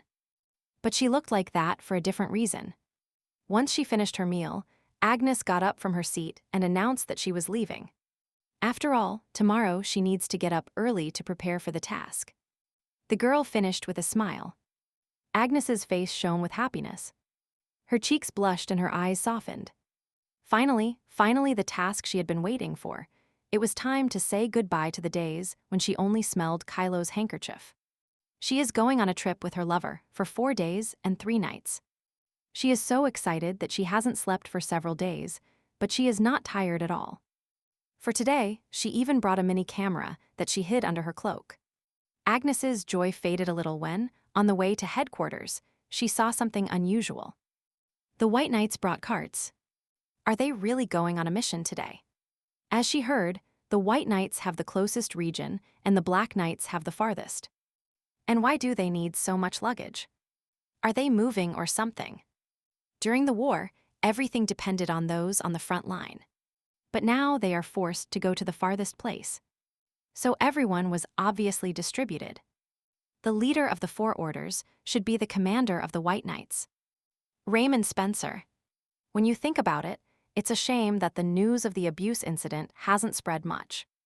Raymond, while watching the loading, noticed a girl hiding behind the carriage. The commander deliberately approached her, and now he came face to face with Princess Agnes Senth. The girl looked at him with big lilac eyes and said nothing. Her entire appearance left an indelible impression on Raymond. The man couldn't take his eyes off her. Why is he staring at me? Agnes couldn't understand noticing this strange look. Raymond doesn't care where Kylo is. The girl turned around and left, discouraging the commander with her behavior. Kylo Grey immediately appeared, who immediately noticed that Lady Agnes Saint was also here. The princess was very happy to see him because she was very bored, as she hadn't seen her kitten Kylo for many days. The commander of the Black Knights explained that they were heading to Area SB, which suffered the most damage during the war. After psychological assistance to the evacuated local residents and their treatment, it is necessary to conduct a thorough inspection of the village for its subsequent restoration. This is the main objective of the mission. Since the scale of the territory is large for a long journey, they will be accompanied by soldiers. If everyone is ready, then it's time for them to leave, concluded the commander of the Black Knights. Yes, replied Lady Agnes louder than the others, smiling from ear to ear. Kylo only looked suspiciously at the overly cheerful girl. It seemed he didn't understand where she was going. This will not be an easy task. Monsters like the one that attacked the princess then. They will come out in groups. Is that so? The girl asked mysteriously, approaching the commander. Then she needs to stay close to him to avoid danger. Agnes approached Kylo. Kylo understood everything in his own way, not as the princess herself wanted. This means he must try to prevent what happened from happening again, otherwise the Emperor will not forgive him. For a moment, Kylo thought he might be predisposed towards her, but she was not an ordinary girl. And common. She was Princess Agnes. Why are you standing there, Commander? Didn't you say we had to hurry? The girl had already saddled her horse, ready to ride at any moment. Kylo didn't understand anything at all, her constant mood swings and excessive joy. But he still drew some conclusions and decided how to behave towards her. In general, this is no different from taking care of a small child. The road to the mission was long, and the first night they decided to spend the night in the forest and set off in the morning. The commander decided to examine the surroundings and order the knights to prepare for sleep.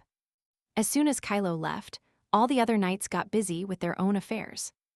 And Agnes looked around helplessly, not understanding what to do. Everyone acts independently, without specific orders, which quite surprised the girl. And she can't just sit around doing nothing either. But this is the first time she's gone on a hike and has no idea what to do. She saw a group of soldiers making a fire, and something interested her. "Excuse me, is this edible?" She asked a soldier, surprising him with her question. And then, under the surprised gazes of those around her, Anne's rolled up her sleeves and decided to start cooking. Kylo finished scouting the area and returned very tired, but what he saw in the camp surprised him greatly. Soldiers, knights, and Anise were sitting around a bonfire where crabs that appeared out of nowhere were roasting. But tonight's dinner was supposed to be dried meat and soup, so where did the crayfish come from? And the soldiers had recently complained about the fact that they were forced to travel with Her Highness, who would definitely show her character. But now they were talking to her friendly and even thanking her for the delicious food. Did the princess really catch crabs because the soldiers complained about the food? The commander wondered, absurd, a waste of time, but she really thinks they are having a picnic. But the soldiers were very satisfied with the food, because they believed that one could only eat so deliciously in expensive restaurants. And even Victor and Anna, until then unassuming knights, enjoyed their meal. But most of all, as usual, Princess Inez was happy, devouring crayfish in both cheeks too. And the sight of this happy, and therefore beautiful girl, slightly disheartened the commander. Without saying a word, he joined their group, deciding it was better than lowering morale. After another day of travel, the Black Knight's order arrived at a sanctuary near Area SB3. The inhabitants of the shelter were quite excited by rumors that the Black Knights would arrive with the princess. They were worried that the princess, known for her bad temper and bullying, would treat the villagers like slaves. But they still had hope that everything would turn out well. And so the Black Knights finally arrived at the village, and with them Princess Agnes Saint. The chief came out to greet them and report on the state of the village and its inhabitants. But at this meeting, there were also other observers who saw the knights for the first time in their lives. The boy and the girl looked with delight at the lady who arrived with the knights, and even mistook her for a saint. But they still remembered that the saint had black hair, and this must be the princess of the empire.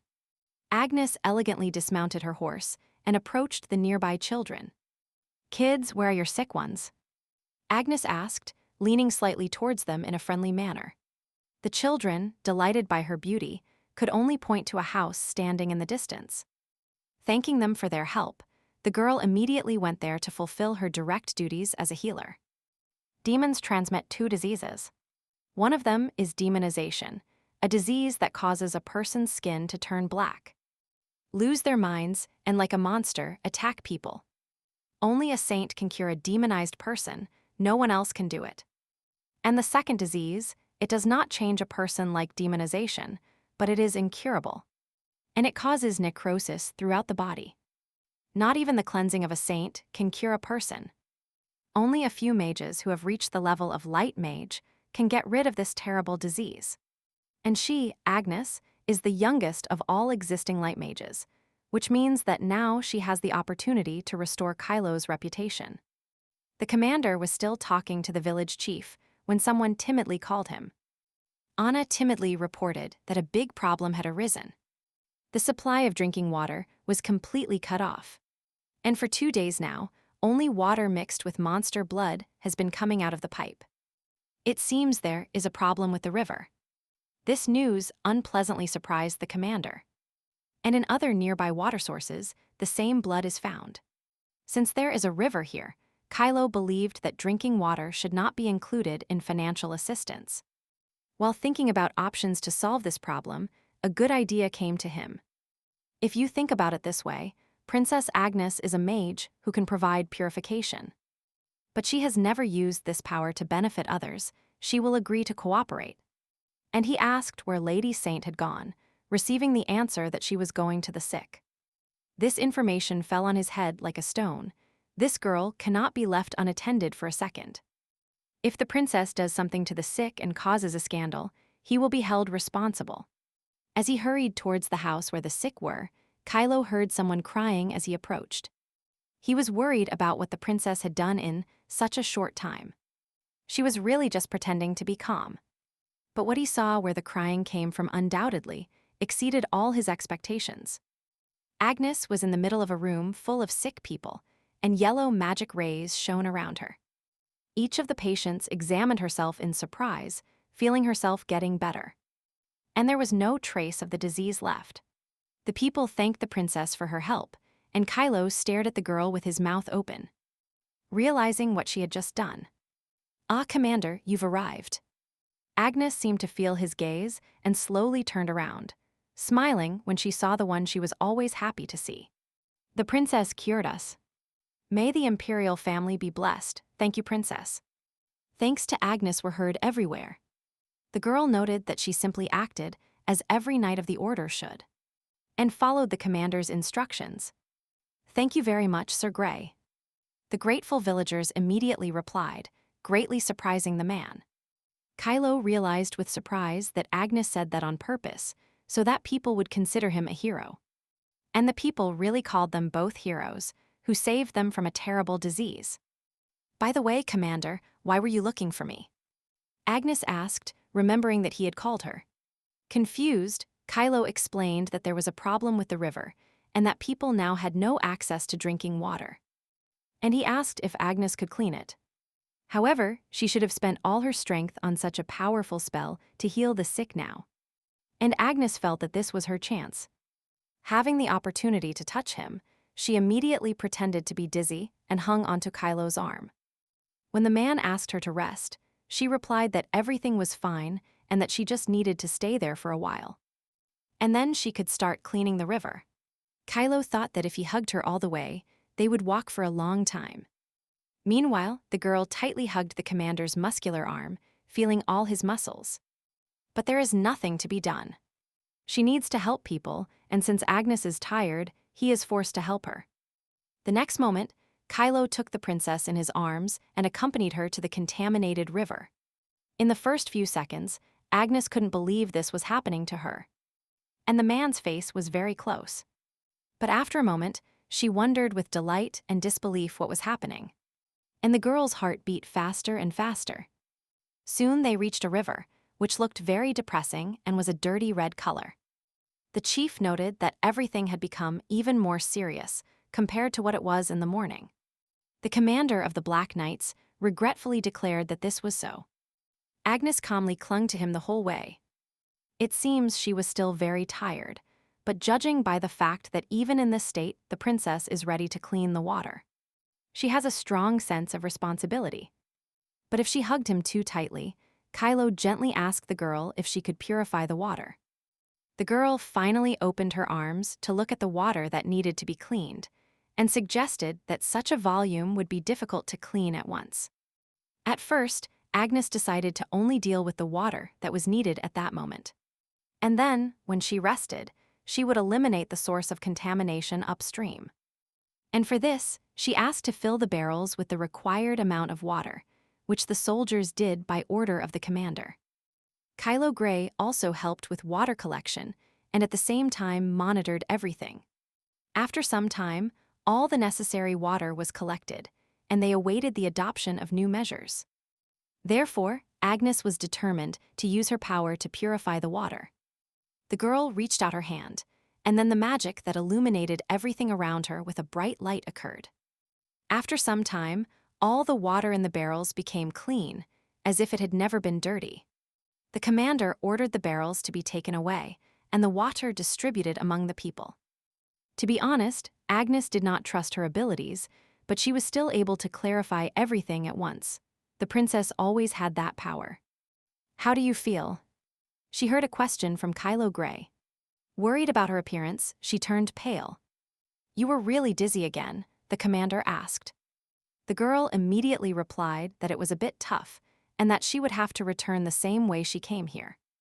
Already imagining how she would hug Kylo tightly again. It was normal for her to feel a little dizzy, but the next moment, the image of the world around her shook.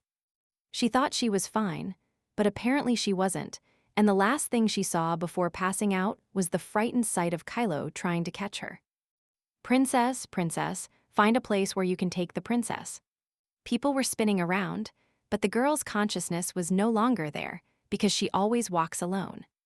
Her companions whispered behind her back. Probably because her mother cheated on her husband, gave birth to her, and then left home completely. Her father is also a famous character. He broke the windows of all the shops in the area while drunk. Even though her family is so problematic, she doesn't apologize to anyone, just looks at her phone every day. Although she has no one to communicate with, her gloomy character makes her uncomfortable. Due to the label placed on her, she has been a loner for several years. But she still hasn't gotten used to it. Kylo was also a loner for the same reason, but since she met him, she worked hard until he died. She began to feel less alone. She will do anything for him. That he has become the light of her life, she can do anything for Kylo. Agnes opened her eyes and woke up from her half-sleep, half-memory. She seemed to have fainted, so happy to be hugging Kylo that she didn't even realize how exhausted she was. "How do you feel?" Kylo asked worriedly, very close to her. And Agnes looked directly into the man's slightly embarrassed eyes in surprise. Kylo took care of her personally, the princess realized, and the commander hurried to assure her that nothing serious had happened, and that she simply fell asleep from fatigue, so she needed to rest and start preparing to continue working. For some reason, the princess felt that Kylo began to treat her even more coldly than yesterday. Maybe he was in a bad mood. Either way, it was nice to see Kylo's face right after waking up. But the man himself was invaded by different thoughts, especially after what happened while the princess was sleeping. As a true knight, Kylo stayed by her side while Agnes regained strength while sleeping. The girl slept restlessly, and he assumed she was having nightmares and that he should wake her up. But as soon as he approached the bed, intending to do so, she uttered his name without waking up. Kylo was so unexpected that the man froze upon hearing the sleeping girl. For some reason, warmth ran through his cheeks and his heart beat faster, something that had never happened to him. But why? Why did she say his name in such an unconscious state? The next day, the grateful villagers asked if everything was all right with the princess. After all, she tried so hard for the good of the village, but why were there such unpleasant rumors about her? Maybe they are attacking her because she is famous, because that's how aristocrats are. And when Agnes finally left the chambers reserved for her rest, people were already waiting for her impatiently. The knights, the soldiers, and even the villagers were worried about how she was doing. How can the attitude of others change in just one day? Agnes thought and replied that she was completely fine. I have packed all my things. A stern voice was heard, and the princess's already good mood improved even more. You look better than before, praised the commander of the Black Knights, and the girl replied that thanks to him she felt much better. Literally radiant with happiness that overwhelmed her.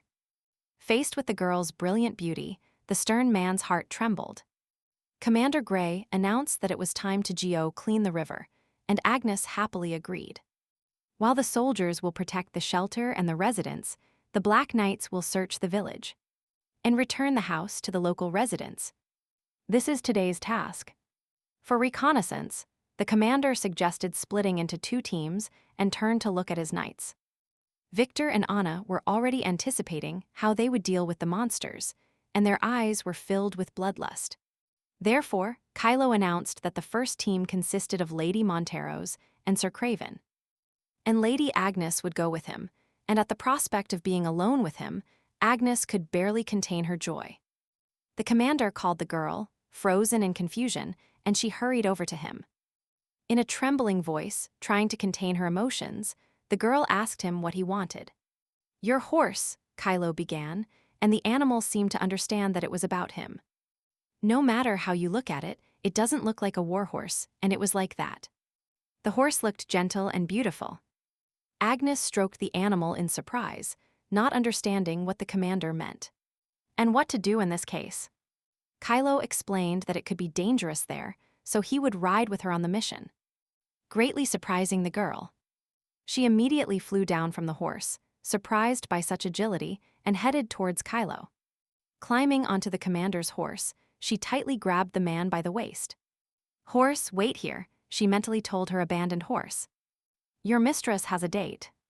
At that moment, Agnes was happier than ever in her life because she was hugging her beloved Kylo again.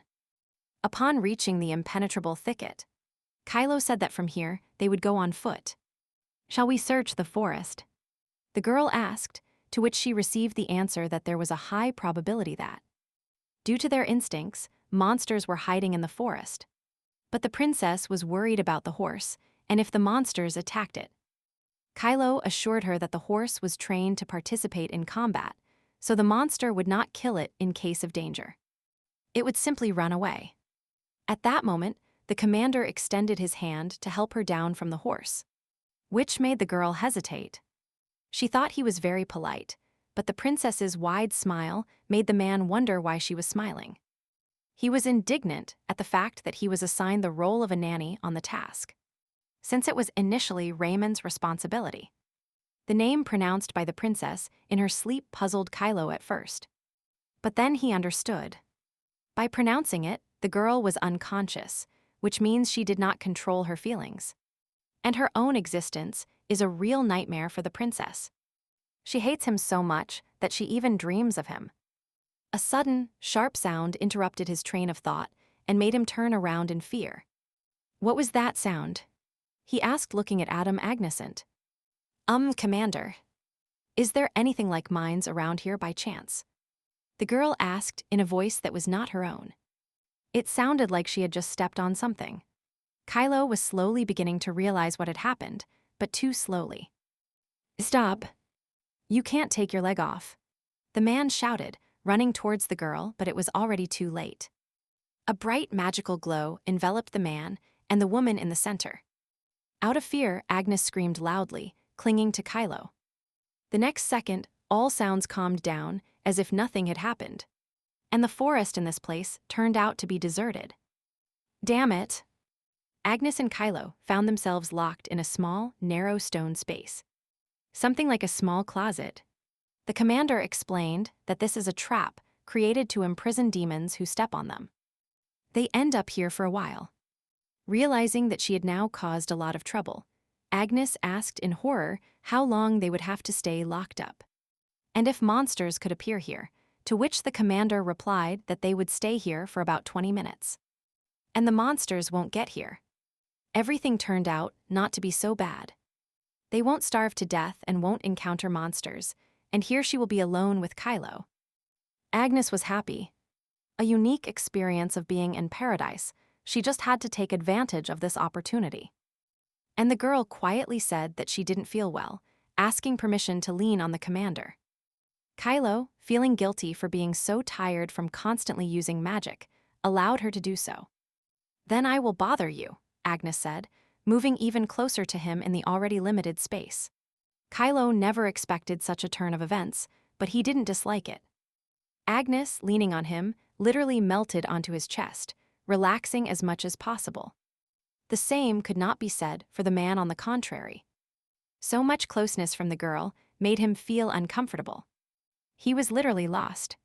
But he couldn't escape and couldn't do anything, so Kylo just sat there, letting the girl rest on his chest. He does not like Agnes Senth. She humiliates people because of their origin, behaves arrogantly, and gains the Emperor's support. And of all the men, she is in love with Raymond Spencer. He doesn't like any of these points. However, is it the smell of flowers in the forest, or is it the smell of her body? All girl's skin is so soft, Kylo wondered. And what a warm and soft aroma he had never encountered before. Kylo tried to calm himself down, remembering the people he hated, like Spencer and the people of the Grey family. But then Agnes squirmed, getting more comfortable, which only intensified the pleasant aroma. I'm sorry, Commander. My strength has faded. The girl apologized for the inconvenience caused. Damn it. All of Kylo's efforts to think of unpleasant people were shattered. While Agnes mentally admired his elastic muscles, the man thought it was tough. But not in the physical sense. 20 minutes later, the forest lit up with a bright flash of light. The open trap released its unwilling prisoners, who were now where they were before. In the middle of the forest. Agnes was not happy because everything happened too quickly, but the commander sighed with relief. Are you okay, Commander? The girl asked, and the man looked at her in surprise. The princess, holding out her hand to him, promised to be more careful in the future, not to step on any more mines. They are hard to detect, Kylo replied, accepting the friendly hand and adding that he had a better offer. Agnes asked in surprise what he was offering her. Does he really want to carry her in his arms again so she doesn't hit the mine again? And she immediately notes that this is a good idea and that she should stock up on energy. Day. Kylo instantly returned to his previous mood. He understood the reasons for the girl's behavior. The princess simply considers him something like a servant or a carriage and offers her back. After all, touching an instrument cannot be pleasant, he concluded his thought as Agnes hugged him tightly. And happily from behind. The princess does not treat him like a man, she doesn't even treat him like a person. This is not new to him, but why is he so angry? Finally, they reached the very origin of the river pollution at its mouth. Apparently, the pollution starts from here, they decided together. There, Lady Monteros and Sir Craven were passing by, so Agnes decided to start the cleaning here. But the smell of rot prevented the girl from concentrating. The scale is incomparable to yesterday's. Will Agnes be able to overcome it alone? However, the girl decided to use the power of her magic stone. Besides, it's worth testing the new weapon in practice, and the princess took out her staff and pointed it at the river. The next moment, she pulled the trigger, activating the magic stone. The glow, weak at first, grew stronger and stronger, raising splashes of dirty water and bloody in the air. But soon the water began to clear, and Agnes closed her eyes, protecting them from the ever-increasing glow. The commander also closed his eyes, protecting himself from the bright magical light. A pillar of magical energy rose to the sky, purifying everything around for miles. And a clear and deep river, mixed with magical energy, opened up to the eyes of the people on the bank. Agnes closed her eyes to concentrate and opened her beautiful eyes again. Incredible, Kylo said without taking his eyes off the once dirty river. Now in that place there was a deep, clear, fast river, like transparent crystal. Agnes couldn't believe what she saw. He really did it. Commander, a voice was heard from one side, and Kylo turned around in surprise. Anna and Victor were very happy. And everything would have been fine, but their appearance was terrible. The princess was literally horrified by their appearance covered in blood and other monster parts, but with bright smiles. The monsters appeared one after another. It was a glorious hunt, said Victor with admiration, and Anna repeated to him that she had never experienced such pleasure.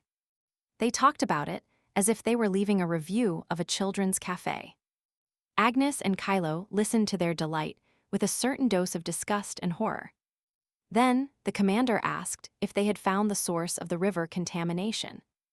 To which Anna replied that they found it and that it was terrible. The surviving monsters collected the corpses of their relatives and erected an altar. Performing resurrection ceremonies, there was a sea of blood. Clearly, they did very well, praised the pleased commander Kylo Grey. The Black Knights were also very satisfied with their work, especially since they received praise from the commander. Now they need to finish clearing the village of mines, and it will be time to return. However, the Knights of the Black Order did not know that someone had stolen the mines collected that day. Are we going back to the shelter?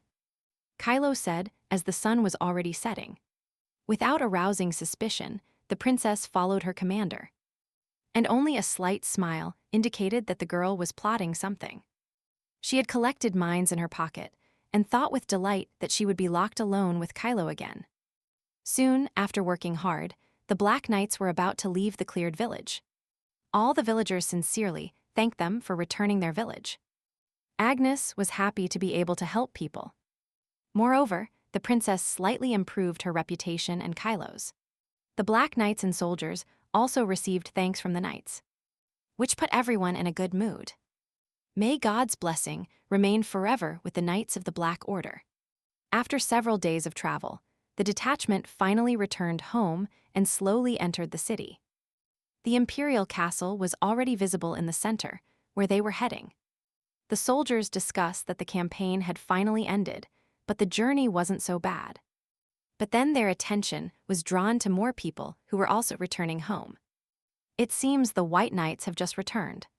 They must have had a mission near the capital, but why are they in carriages? Kylo also noticed the carriages of these upstart White Knights. The commander of the White Knights, Raymond Spencer, and Saint Liliana got out of the carriage. And the latter called him in surprise. Initially, Kylo, who saw them, had a very gloomy and terrifying expression on his face. So much so that the girl got scared. But Hugo Rodian immediately approached her, and Liliana hurried to reply that she was simply confused by such a serious expression on his face, because she only ever meets friendly knights. Inez, who witnessed this absurd scene, did not understand what this farce was about. The saint is really sad because Kylo did not bow to her. Agnes does not hate Liliana. On the contrary, her apparent pretense can be considered cute.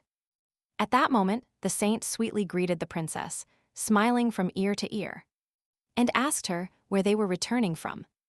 However, Liliana dared to invade her dear little Kylo.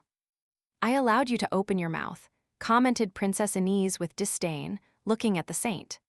The girl immediately became shy and asked what the princess meant. According to the laws of the empire, a person of lower status cannot be the first to speak to a person of higher status. It seems you can't even remember such a simple rule, Agnes commented casually. Faced with such words, Liliana was speechless, but immediately found something to reply. Remembering Her Majesty's order. As long as she has the form of a knight, she must be treated as a simple member of the order. Her Majesty gave this order to only one person, Sir Kylo Grey. Do you want to profane the honor of the imperial family by distorting Her Majesty's order? Agnes asked threateningly. Kylo was mesmerized by the way the girl easily and majestically put the saint in her place. The man's heart skipped a beat. An incomprehensible feeling took hold of his soul. Agnes continued by saying that since a person belonging to the Knights of the Order and performing tasks is unfamiliar with the laws of the Empire, then it is clearly understood how irresponsible their leader is. And this was clearly a hint to the commander of the White Knights, Raymond Spencer. Agnes's look said that she was not satisfied with his behavior, but she had no intention of discussing it further. Without even looking at Raymond, the princess turned around and walked away, leaving the commander confused by her behavior. The soldiers, who became involuntary witnesses to what happened, whispered that although the saint had made a mistake, it was too much, and even Sir Spencer understood it. But Raymond understood the reasons for the princess's behavior. In retaliation for not accepting her feelings, the princess wants to ruin his honor. This has also led to the spread of ridiculous rumors, such as verbal abuse. Besides, this is the contemptuous expression on Agnes's face directed at him. Raymond causes him discomfort, such a disgusting feeling that he cannot get rid of. After this, the princess reported her safe return to the emperor and the completion of the task. Due to the emperor's excessive tutelage, she was forbidden to leave the palace for some time. And while Agnes was away on a mission, the maids were expected to go on vacation to their homeland. Therefore, she learned about the reaction to the results of the Black Knight's activities in the SP3 area, and what happened at the gate only a few days after their return. The maids helped the lady bathe and asked her how her task went. But Agnes was interested in where Daisy was, and it turned out she wouldn't arrive until next week. Not receiving an answer to her questions, the girls looked at each other suspiciously. A couple of days ago, sitting in the garden, they discussed the latest gossip and rumors that had happened in the palace. There they learned that the Black Knights had clashed with the White Knights at the gate, and what the princess had done. Princess Agnes publicly pointed out the saint's mistake and blamed Sir Spencer for it. To be honest, after what happened to the saint, the girls felt a little better. Because men elevate her too much due to the fact that she was a commoner in the past. But the princess doing this to Sir Spencer is the most exciting gossip of the whole year.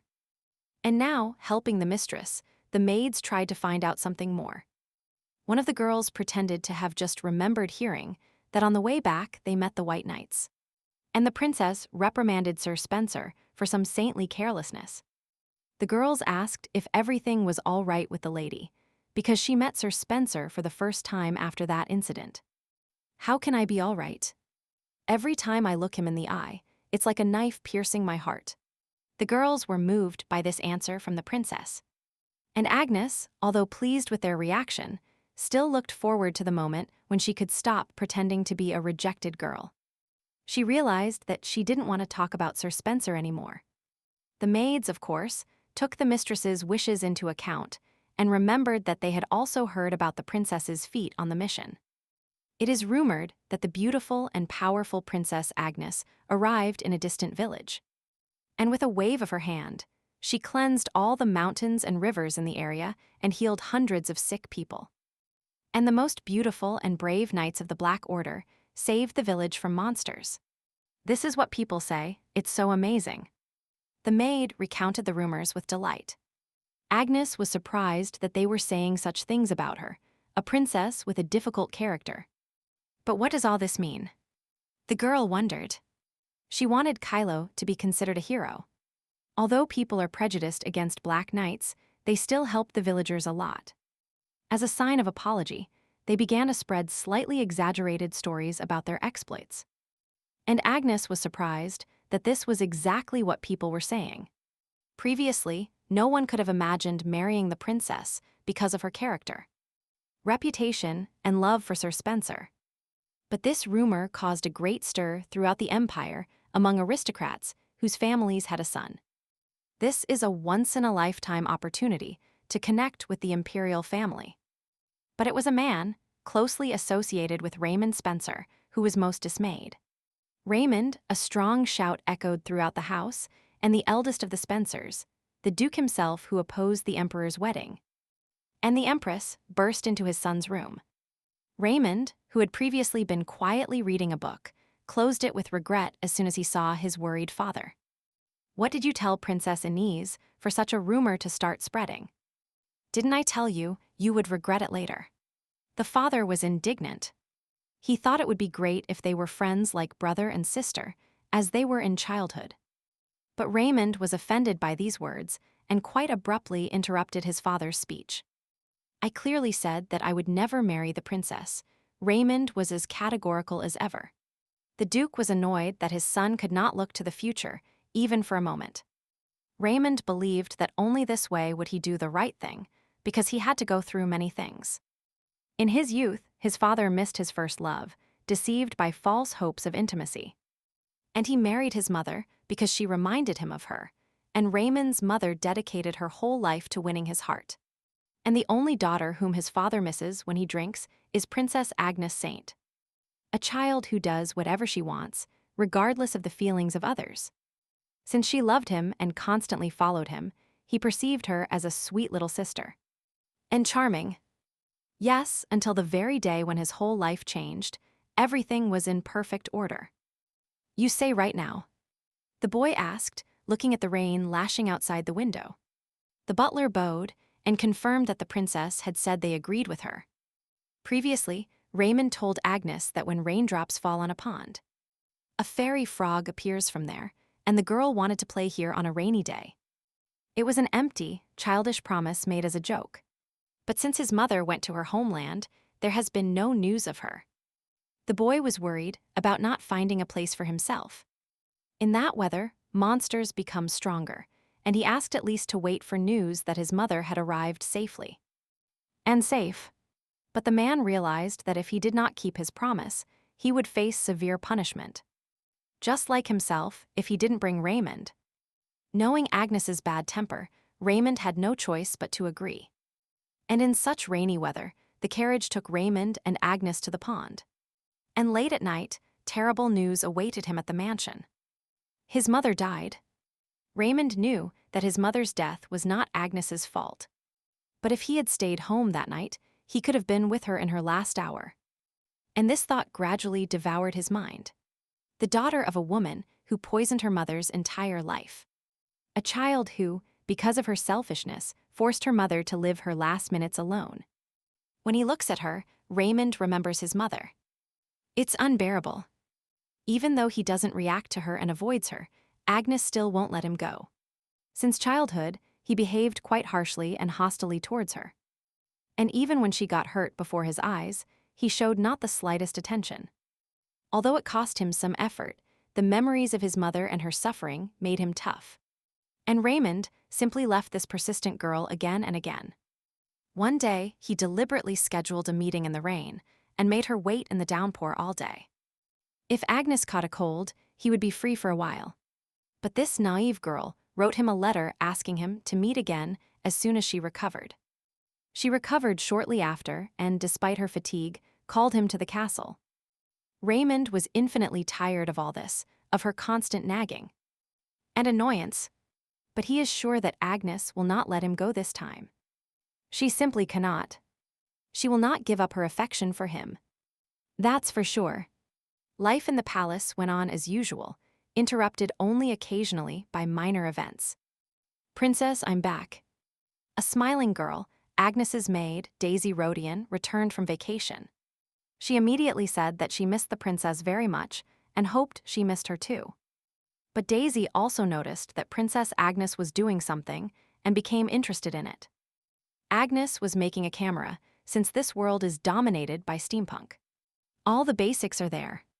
But still, compared to her previous life, many things are missing here. Agnes couldn't take pictures on her last mission because she was busy cleaning. But only a camera can capture all of Kylo's beauty. And she can't wait for their next meeting. But it turned out that Kylo Grey had gone somewhere, which greatly annoyed the girl. Since there were no more tasks, where could the commander of the Black Knights go? That's the question. Dressed in a ceremonial uniform, Kylo sadly looked at the house where he had lived for a long time. Unpleasant memories of his difficult childhood immediately came to mind. His mother's words that he should never have been born, that if it weren't for him, his life would be different and that he is trash. His half-siblings mocked him, thinking that the son of a maid should be grateful that they allowed him to live here. The man comforted his wife, assuring her that the maid was lying and that child could not be his son. And now the entire Grey family is gathered at the table. The younger brother and sister, the two older brothers, and their mother looked at Kylo with disdain. And only the head of the family, putting a mask of kindness on his face, greeted his son. "Did you call, father?" Kylo Grey asked indifferently, without the slightest feeling of tenderness for this family. Viscount Austen Grey and Viscountess Julia Grey invited the man to sit down. As etiquette dictates, Kylo could barely contain the feeling of disgust that was breaking through. Sitting at the table, he routinely asked without looking at anyone how they were. 27 years ago, his mother was the most beautiful girl in the village, dreaming of becoming the mistress of an aristocrat. And she moved from the village to the capital. As she wished, she attracted the nobleman's attention and gave birth to a son. But this was not luck but misfortune, because the child had black hair, not like Viscount Grey, and she insisted that this was not his son. Due to the Viscount's betrayal and the Viscountess's disgust, she became increasingly nervous. And the easiest target onto whom she could vent her anger, and who became an extra burden to her, was Kylo. A small, naive child who still looked at his mother with love. When he got used to the violence of his own mother, the Viscountess and his half-siblings, their lives changed dramatically again. Kylo's mother was caught preparing an assassination attempt on the Viscountess's life. She was dragged to the backyard and brutally beaten as punishment for her crime. She stopped breathing that day, and on the same day, little Kylo left the Grey family. He was willing to do anything to survive once he was stabbed during a pickpocketing. And once he was almost beaten to death for stealing a loaf of bread. Even when the boy managed to find a job, he was often kicked out without money. One day during his travels, a mercenary took pity on him and took him along. Taking the hand offered to him first, Kylo Grey decided to become a mercenary. He accepted any job that brought him money and stubbornly survived like an insect. As a mercenary, he gained fame. And as soon as he could join the Order of the Black Knights, Viscount Grey contacted him. This was a clear pretense to create ties with the imperial family through him. But since he has aristocratic blood, even if he is an illegitimate son, he will definitely help him succeed. Kylo is tired of this miserable life, so he will kneel as many times as necessary. But he looks forward to the moment when power falls into his hands. After all, Kylo Grey will surely take revenge on everyone for what they did to his life. "How are you? I heard the princess is under your command. Ask the Viscount." And he asked if Kylo bowed to her for the sake of the family, to which he replied affirmatively. Then the Viscount said that he would soon send his brothers to the Order to greet the princess. Benjamin, Bradley, get ready to meet the princess, added the Viscount. And Kylo was literally bewildered by this news. The eldest son, Benjamin Grey, also did not expect to hear such news from his father. The second son, Bradley Grey, asked in surprise if he could really meet the princess in person. "I can't understand why the brothers need to see the princess," Kylo asked after a short silence. To which the Viscount replied angrily that he did not need to understand, he only needed to do as he was told. He is an illegitimate son, and wants to turn a blind eye to the fact that his father was favorable enough to allow him to bear the family name. The Viscount's fists clenched with fury. But Kylo understood that it was not yet time and he needed to be patient, so he replied negatively. And only the middle son was very pleased with his father's proposal. The younger sister also wanted to meet the princess and told her mother, to which the Viscountess ordered Molly to sit quietly. But the girl was not going to obey and demanded that she also go to at least a tea party, offending her mother with her words. The Viscount, upon hearing about the tea party, turned to his wife and noticed that several days had already passed since the start of the social season, and no one had invited her. Viscountess Grey froze with a fork in her hand, thinking feverishly about how to answer her husband.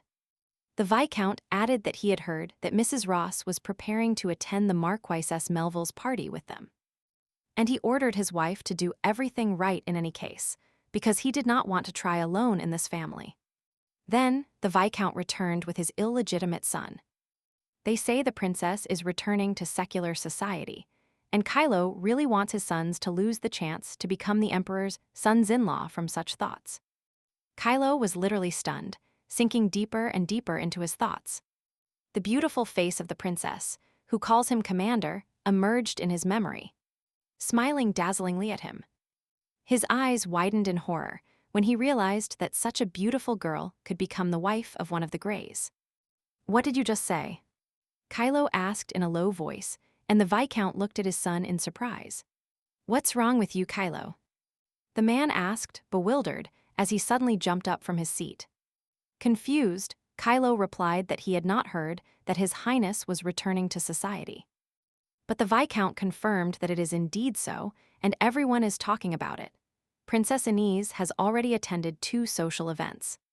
Meanwhile, in the Imperial Palace, daily life was in full swing.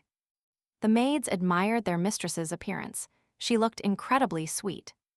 Agnes's reputation in the capital has recently improved, so it's time to look her best at social events. She is going to a charity party organized by the Marquisess Melville. Agnes tries to choose aristocratic events, mainly aimed at charity, because it is an opportunity to show herself as a role model, which is what aristocrats like. So she prepared such a cute outfit, as if Agnes were a sweet lady attending for the first time. But first, she can't think of anything else to donate to charities other than jewelry. But they probably won't do much to get rid of the image of a luxurious princess. And then the girl came up with a wonderful idea that could be implemented. Having gotten up, she immediately ran out of the room before the maids could ask questions. Replying that she was going to deliver a message and would be back soon, the girl hurried to visit her brother. At the Grey family estate, Kylo thoughtfully poked at his food with a fork. This contemplation of his continued for quite some time, which could not help but attract the attention of those around him. "No appetite, Kylo?" asked the Viscount, and the man immediately replied negatively. But having understood everything in his own way, the Viscount asked his wife to tell the chef to cook Kylo's favorite food next time. The hurt woman did not contradict her husband, but mentally mocked her husband's illegitimate son in every way possible. How dare this puppy behave like this at the table, ungrateful trash. But Kylo didn't even pay attention to the looks directed at him. The man only thought about why he reacted this way to his father's thoughts about Agnes marrying one of the Greys.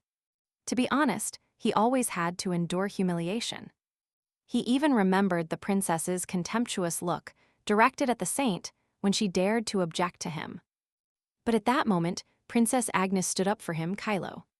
At that moment, a part of his soul rejoiced, although he understood that he should not have done that. He felt so happy at that moment that he could even believe she was an angel. But how can someone like him be compared to his half-siblings? It's scary to even imagine. Was there another major obstacle between them? Besides, Raymond Spencer, perfect in everything, can definitely become part of this noble and beautiful image. But how can someone like him be next to her? In the end, Kylo decided that he simply felt sorry for the princess, who was the target of people like the Grey family. And he gets angry at those who chat without understanding what it is, that's all. Princess Inez arrived at the Imperial Crown Prince's palace, looking at her brother's library with interest. And she noticed that all the books were new, and obviously he only put them here to look smarter. Absorbed in his books, Agnes did not notice how someone else entered the room. "What are you doing in the room without its owner, Agnes?" Demian asked. Without even intending to remain silent, the girl put the book back in place and replied that he had also come to her without permission before. So why was he reacting like this now? Demian replied that he couldn't help being angry because she was rummaging in the office where he handled government affairs. Well, anyway, Agnes said she needed his advice, that she was going to the Marquise Melville's charity party, but that she had nothing to donate. The jewelry she has is not suitable for this. It is obvious that donating jewelry is boring. Demian was surprised to think that someone who, since childhood, cries with joy when given jewelry, calls them boring. This event will bring together women with a deep knowledge of art. So I came to you for advice. You are my older brother, maybe you have something suitable. Agnes asked as sweetly as possible, slightly angering her brother with her pretense. But Demian turned to the closet and told the girl to wait a moment. After a while, he took a worn-looking book from the top shelf. It was a collection of poems written by the poet Grandel 100 years ago. Connoisseurs of culture cannot help but dream of a copy of such a book. Moreover, the Marquise Melville is a lady with a great reputation after all. With age, the princess begins to make the right decisions. But just as the princess was wondering why her brother would give her something so valuable, the prince added that Raymond Spencer would also be happy. And since she was here, he offered to have tea, just as a good guest would soon come to him. Agnes had already begun to guess who this guest was and hurried to leave. But she didn't have time, as it was announced that Sir Spencer had arrived, hurriedly saying that she was very busy preparing for the party and needed to leave urgently. The girl headed for the door. Noticing her unusual behavior, Damian asked if she was embarrassed. At that moment, Raymond Spencer entered the room, and he and Agnes met face to face at the door.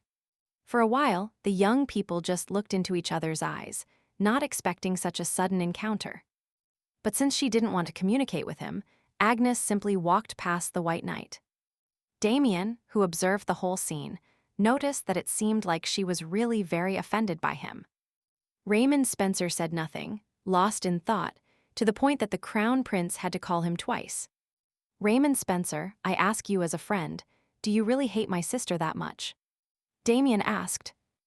The man froze. Normally he would have answered without hesitation, yes, I hate her. But why can't he say it this time? It doesn't match what he feels. Because she seemed different to him now. Her gaze, full of unexpressed pain, reminded him so much. With the same look, his mother cared only for his father throughout her life. And little Raymond always noticed this inexpressible sadness of his mother. These views seemed similar to him. He swore he would not live like his father. However, he had the uncomfortable feeling that he would break that promise he had made to himself.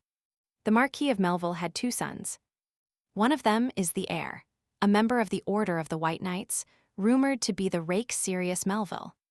The second is an out-of-wedlock member of the Order of the Black Knights, who is currently assigned to Rubius Melville. Since the Marquis of Melville registered his illegitimate son, Rubius, as the adopted son of his younger brother, the relationship between the spouses deteriorated.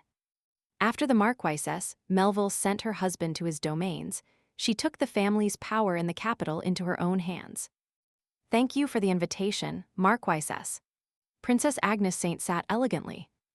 It is my honor that you came to such an unpleasant place, replied the sophisticated Marquise politely.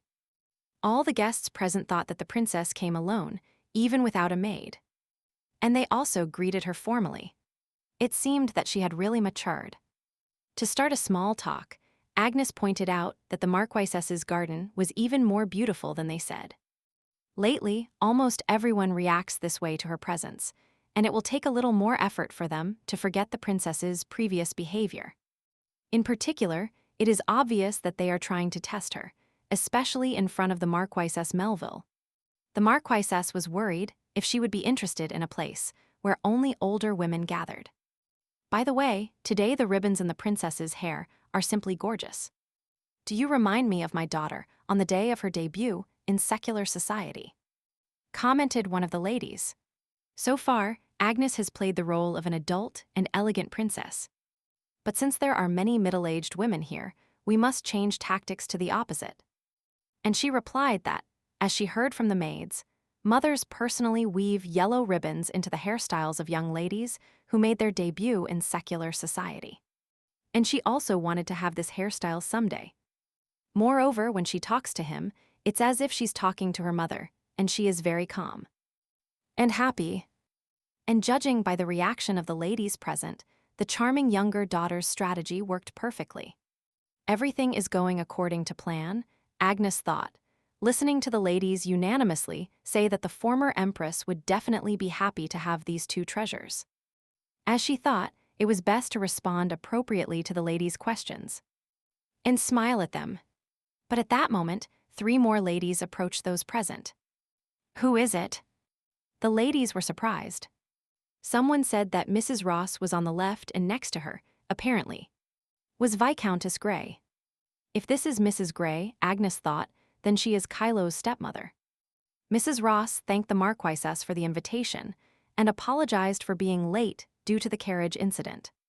The Marquisess accepted the apologies, but asked who accompanied her. Mrs. Ross introduced the woman as her best friend, Viscountess Grey, who immediately replied that it was an honor for her to meet the Marquisess. The next moment, Viscountess Grey approached Princess Agnes directly and told her it was an honor to meet her. The look Agnes gave the woman who dared to distract her spoke volumes. The novel gives no details about Grey's family, but she knows that they cruelly abused Kylo. The Viscountess continued by saying that the princess was a member of the Order of the Knights, commanded by Kylo Grey, and Agnes, furious, thought how dare she utter Kylo's name with her vile mouth. As if not noticing the change in the princess's mood, Lady Grey continued by saying that her sons would soon meet her through Kylo. Benjamin and Bradley, very nice young men. Since she didn't want to hear stories about her sons, Agnes asked her what she would say about Kylo Grey. Frightened that the princess had interrupted her, the Marquisess fell silent in shock. Why do you suddenly ask about him? She asked, gathering courage. To which the princess replied that she previously had many misconceptions about Sir Grey, and she regretted making many mistakes out of ignorance. Despite this, Sir Grey treated her with an open mind.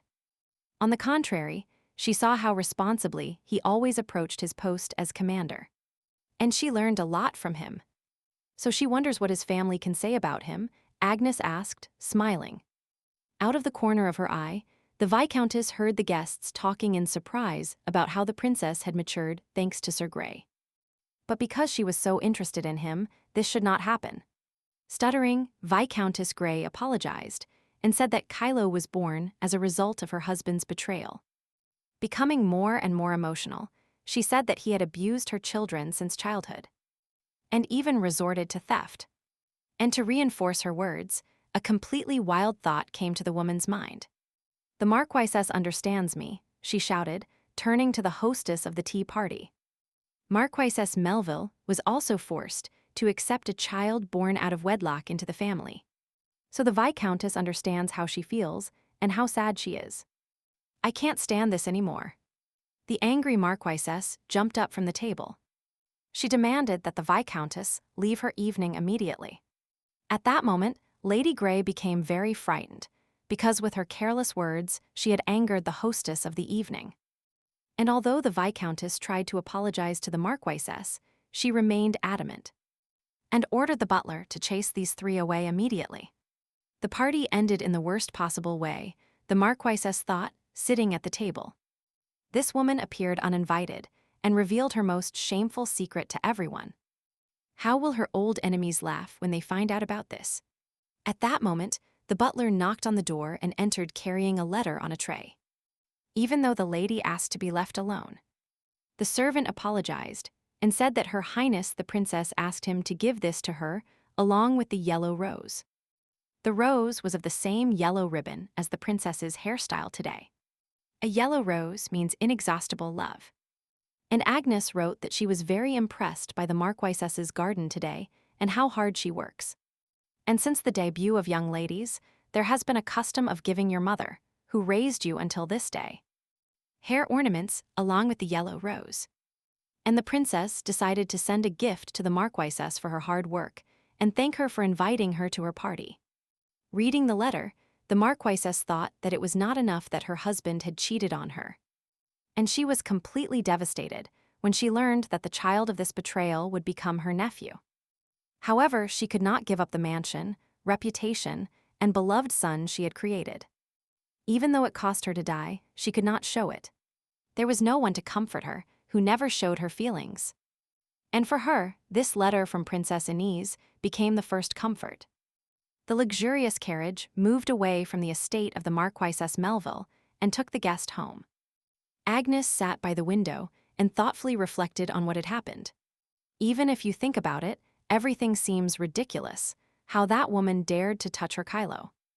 Moreover, she claims that he abuses his children. What shamelessness. However, there are definitely people who believe this. After the incident, Agnes warned those present that if anyone mentions what happened, they will be severely punished. Well, in any case, it seems she has won the support of an influential person in social circles, the Marquisess of Melville, and there is no longer any reason to worry about her reputation. Princess was already welcomed home by maids eager to learn new gossip.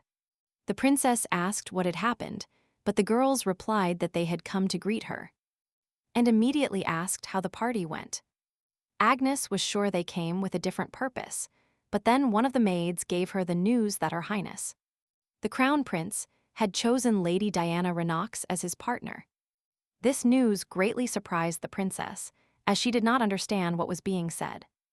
The girls explained that they were referring to a festive ball at a party in honor of the founding of the empire. And they asked who the princess would go with, which was the main topic of rumors for the near future. "Why did you come, Lady Saint?" asked the commander of the Black Knights. Mentally hugging Kylo tightly because she missed him very much, Agnes calmly replied that she was interested in knowing when his next mission would take place, and why everyone was scheduled to participate in all missions except her. Kylo replied that he would not have any missions for a while due to the festival celebrating the founding of the empire. In fact, Agnes would rather be with Kylo than go to some festival, but since she is a princess, she is tied hand and foot. "You will also go to the ball?" she asked the commander. But in the novel, Kylo never appeared in the chapters where the setting was the ballroom. She was originally going with Damien, however. He had already made the decision to go with his childhood friend. So this is her chance to ask Kylo to go together. But the man clearly did not like her question. He simply remained silent for a while. And then, in a very rude voice, replied that he didn't even know for what purpose she was asking, surprising the girl with his reaction. But after a moment, Agnes remembered the reason why Kylo does not attend balls. It was the princess who once said that it would be right to forbid commoners and illegitimate children from attending balls because they are dirty. "If you need a dirty bastard son to laugh at in the ballroom, I will be happy to be your servant," Kylo added sarcastically, embarrassing the girl. To reply to something, Agnes asked if she could participate in missions once the festival was over. And she received the answer that, most likely, yes. Then the girl thought about it, and after a while, she asked the commander an unusual question. "I would like you to go with me on all missions." "Is it possible?" the girl asked naively, looking the man in the eyes. By all her appearance, the tone in which these words were spoken, the man was literally bewildered. But remembering the situation he was in, and how he was connected to the princess, Kylo had to agree. And if she no longer had questions for him, then he would prefer her to leave, which horrified the girl, thinking that he was pushing her away because he was tired of her. Agnes had previously thought that they had become much closer to each other. It seems she ruined Kylo's mood by starting this conversation about the ball. When will she be able to establish a relationship with him? When Agnes left, the commander sat alone, thinking about what had happened. He remembered his father's words that soon his older brothers would arrive at the order to meet the princess and, in the future, become one of the emperor's sons-in-law. He also could not stand thinking that the hated Raymond Spencer would be next to this girl. Enraged by all these thoughts in his head, the man aggressively hit the window with his fist. No matter what he thinks, he is who he is, and he cannot change anything in his life. At that moment, Princess Agnes was returning from the headquarters of the Black Knights. Immersed in her thoughts. So, how can she be with her partner at the ball? The girl wondered. The princess dragged Raymond with her and begged him to dance with her, but being rejected. She ran away crying. Immediately after this, a war broke out between Hazel and the Saint, because Raymond was left alone. Agnes would never go with Spencer. Otherwise, rumors would spread again that she could not forget him. But attending the ball alone would endanger her reputation. Most decent men must have already found their partners. So, what should she finally do with this ball? On the same day, Sirius Melville appeared in the princess's chambers, with an offer to honor him with the opportunity to accompany her to this ball. Agnes was extremely surprised that he made such a proposal to her. Although Sirius is crazy about girls, he knows how not to cross the line. He has never flirted with the princess. So why now? The man replied that he supported his mother when she faced difficulties during the charity party. And he even made sure that no rumors spread about what happened, and if the princess allowed it. He would like to return this favor to her at the festival. That is, it turns out that the Marquise pressured Sirius to ask her to be his partner. And Agnes accepted his proposal. Then the man asked her what color dress she planned to wear that day, and the girl became thoughtful. But the girl didn't think for long because she knew exactly what she wanted. That day she will wear a dress the color of her lilac eyes.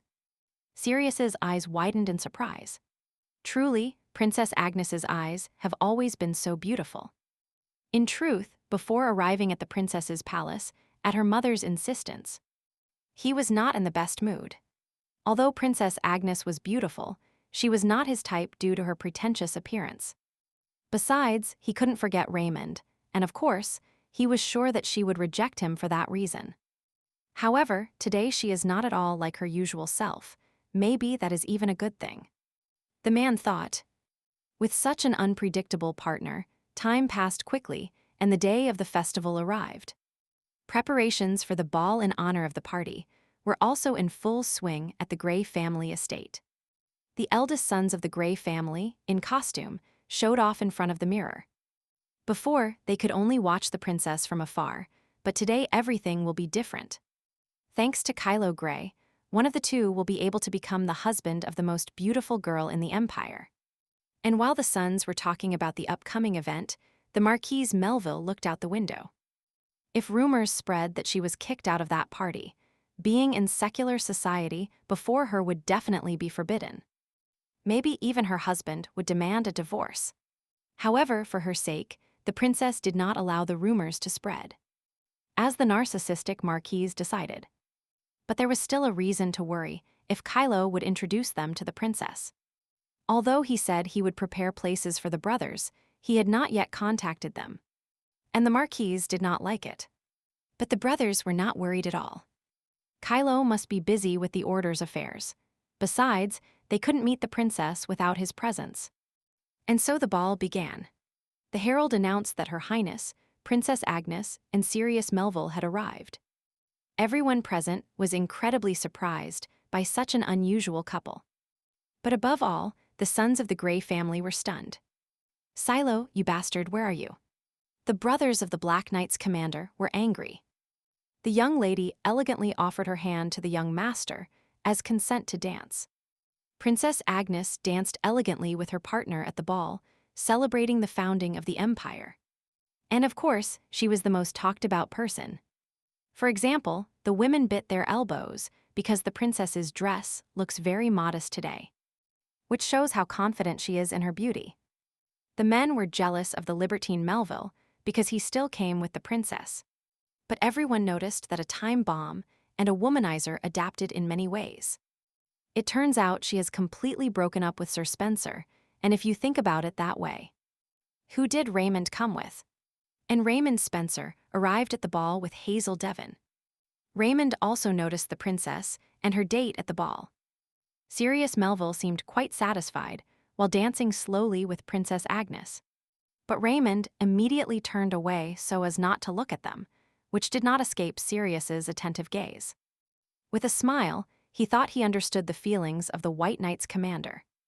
Raymond himself does not want anything to do with her, but he is annoyed that she did not come with him. All the men in the Empire, including Sirius, have felt inferior to Raymond Spencer at least once. But even though he is attractive, he is not a good person. A man should know how to make a girl happy. Such a beautiful person is chasing after him, and he doesn't even look at her. It's incredibly rude. If it were him, Sirius would never have treated the princess so coldly.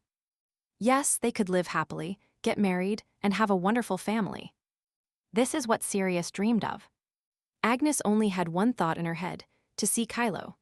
Finally, there was a break in the dance, and all the guests dispersed throughout the hall to relax.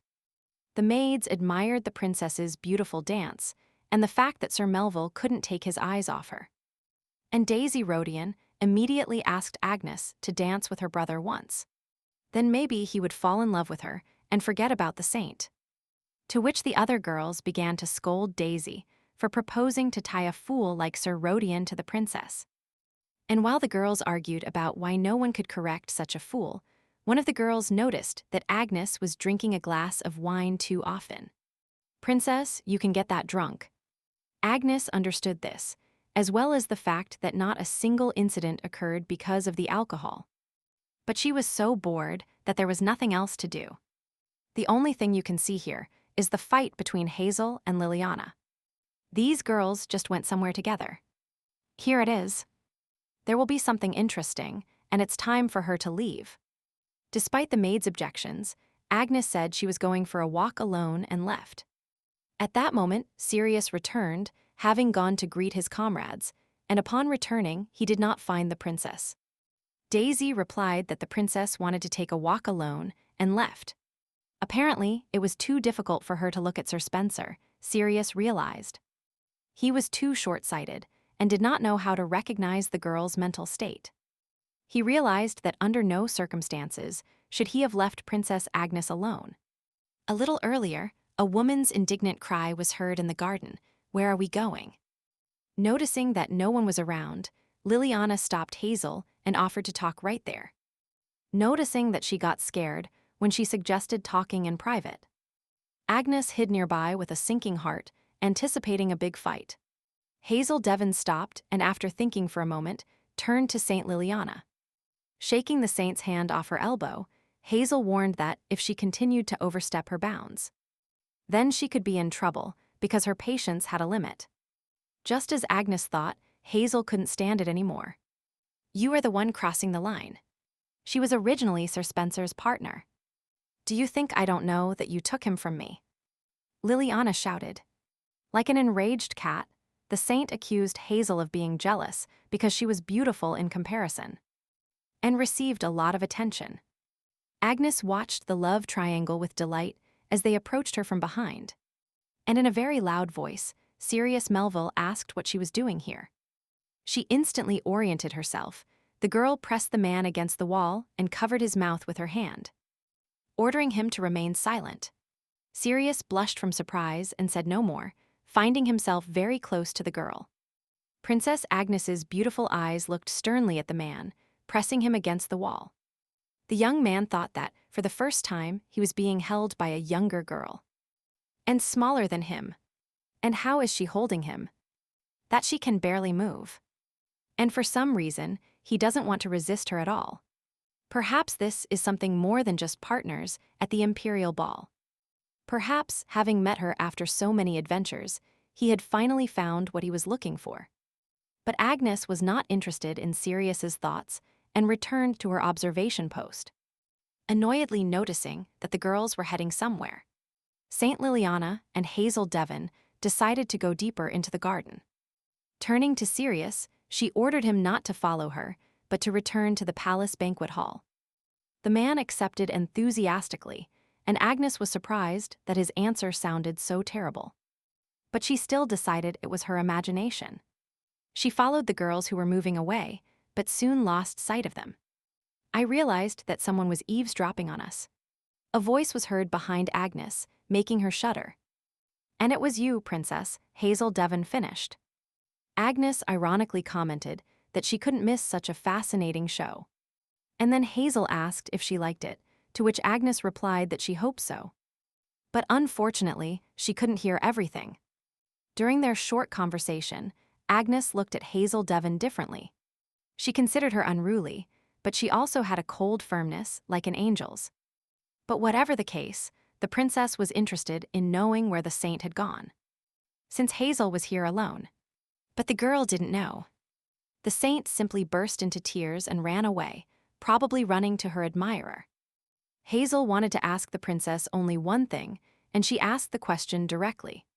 Is it true that she has stopped expecting reciprocity from Raymond Spencer? This question immediately irritated Agnes, and she replied that it was true.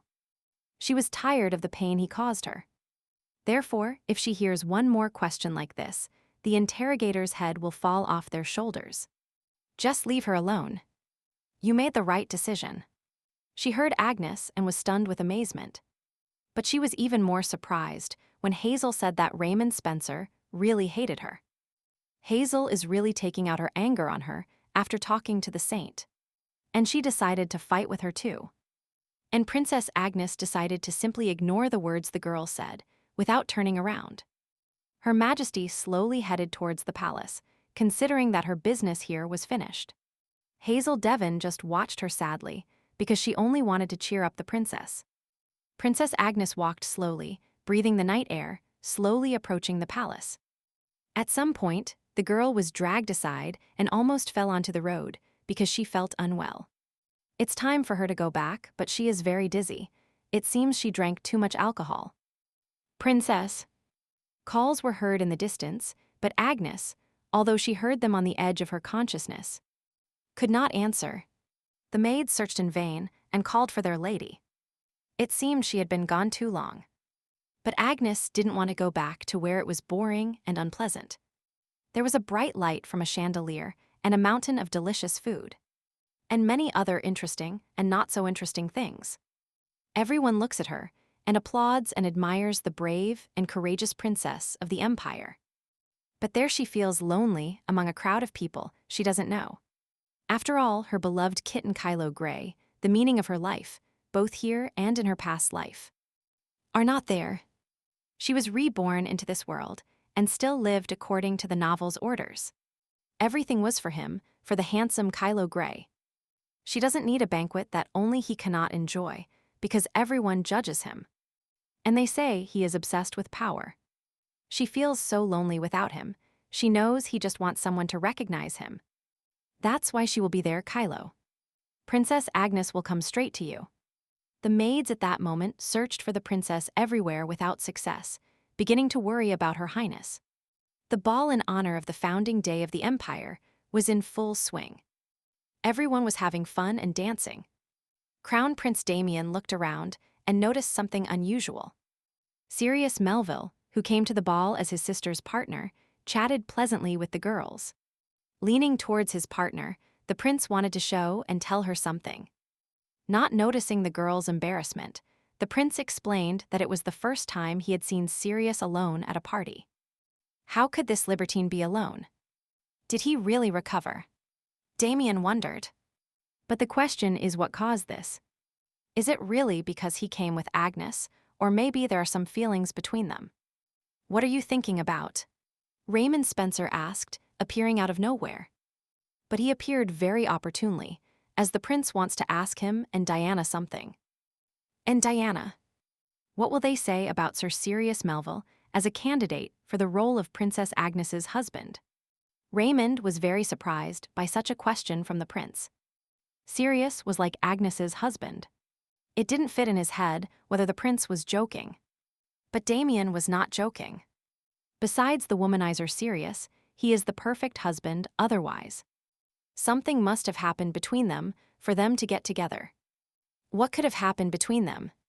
Raymond asked incomprehensibly, which made Diana blush.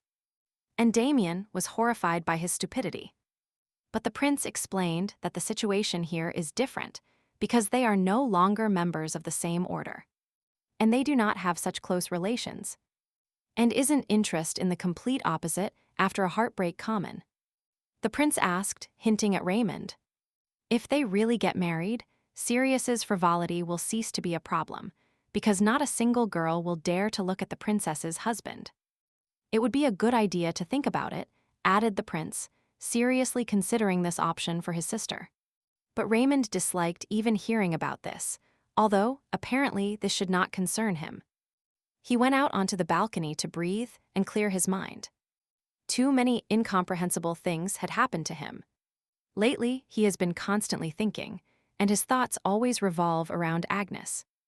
Every time she seems not to notice him, at some point she disappears from another man's arm. It is really possible that some feelings are beginning to awaken in him. Or are they the dreams he has had lately, Agnes, as a child, following him everywhere? And his mother, crying and offended by his father. Images of two unrelated people overlap. Why? Why is this happening in his head? Damn it, he doesn't want to think about it. A bright full moon shone in the sky, illuminating everything around with a soft moonlight. Kylo Grey trained in a deserted drill ground, where at night there was no one else but him. Strike after strike fell on the wooden projectile, thus releasing the man's accumulated anger. The tired commander decided to take a break, and his thoughts were immediately captured by something that had always bothered him. The bright banquet hall behind the glass, the fun, the music, and the dancing. They had never been available to him and never would be. He used to wonder if he could ever attend an event like a ball. But he immediately remembered the princess's words about prohibiting visits to commoners and illegitimate children. And she is right. Even if he, who only knows how to fight, came to the ball, he would only disgrace himself. A little earlier, a man walked silently across the lawn to the banquet hall, from where music and fun flowed. This light from the bright chandeliers fascinated him, but Kylo did not dare to approach. Who is he to be worthy of balls? Just an illegitimate son and a mercenary. And there she was, sitting by the window, Princess Agnes, sitting alone with a glass in her hands. But why does it seem like she is bored? Kylo wondered, looking at the girl. She loves these events so much that she even banned entry to those of her kind. And why did she side with him before, humiliating everyone except Raymond? Why did she reach out to him? He hated him so much that he said his eyes hurt just looking at him. So why does she treat him, Kylo Grey, like an ordinary person worthy of respect? She continues to confuse him with this behavior because she is a noble princess. And he is just a dog raised in a palace, an unworthy person. Kylo sadly thought about what would happen when the Emperor revoked his order. And this dizzying scent emanating from the girl would never reach him again. The commander's thoughts were interrupted by a sharp sound that echoed loudly in the silence of the night. And the man turned in surprise towards the source of the sound. Who could it be at this hour? He immediately caught a barely perceptible scent emanating from the long lilac hair of a woman ruffled by the wind. Kylo instantly realized who it was, and his eyes widened even more in surprise. On the other side of the training ground was the girl who occupied all his thoughts. Agnes Saint. She was so beautiful, flushed, and a little disheveled, but why did she come here? Looking at her, Kylo noticed the girl's subtle movement and immediately dropped the sword he was holding in his hands. Agnes tried to take a step towards him, but the girl's condition did not allow it. And Kylo quickly ran towards the princess, who was beginning to fall to the ground. Fortunately, he managed to catch her before she fell to the ground, and now he carefully held Agnes in his arms. With a part of her mind cleared, Agnes thought she was sweating all over. It seemed she was so drunk that she didn't even realize it. Apologizing, the princess slowly raised her hand to the level of the man's face. Kylo closed his eyes, expecting a blow for daring to touch her with dirty hands. But the touch of a woman's hand on his cheek was not painful, but soft and incredibly pleasant. And the next moment, the girl pulled him towards her and touched his lips with hers. This was not accidental. Princess Agnes kissed him decisively, closing her eyes in pleasure. The lips of a man and a woman merged in a kiss, bringing supernatural pleasure.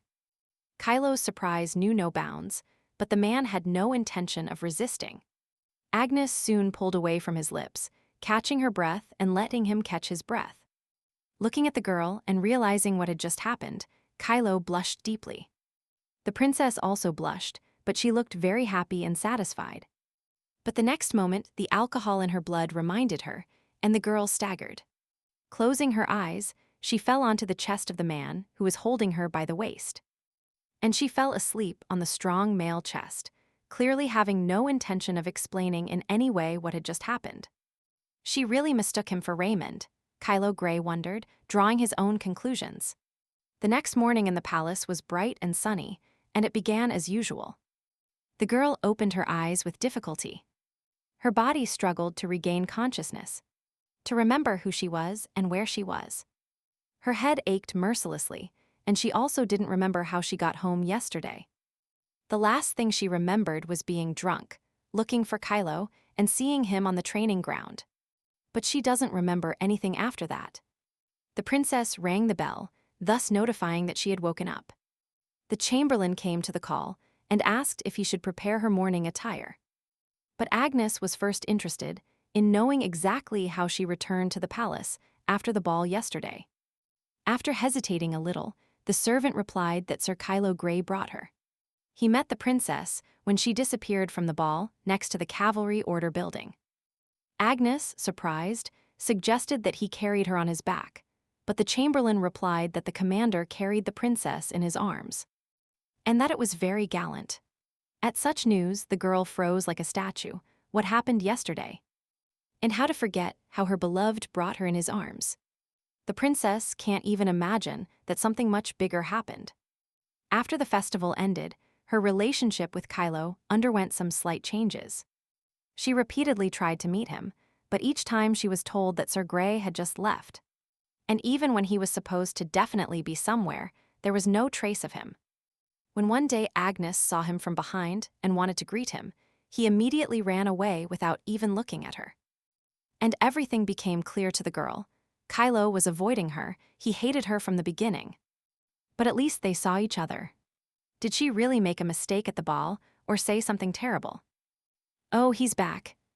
The girl was distracted from her worries when she heard a familiar sound. The novel featured patrol drones, small aerial surveillance devices. But this particular one was converted by Agnes and was not intended for patrolling. This drone is her only way out now, her fan club. Placing the device on the table, the girl turned it on and immediately saw an image of Kylo training. She told the head of security that they needed it to monitor training, and that it would only film in public places. All the students were aware, and Victor even periodically waved cheerfully at the camera. But most importantly, the camera captured what Agnes wanted to see live so much: the beauty collected from the commander piece by piece, which must undoubtedly be passed on to descendants. The girl watched the recording from the drone without taking her eyes off it, admiring, and touching at the same time. But then, how is she different from a crazy fan?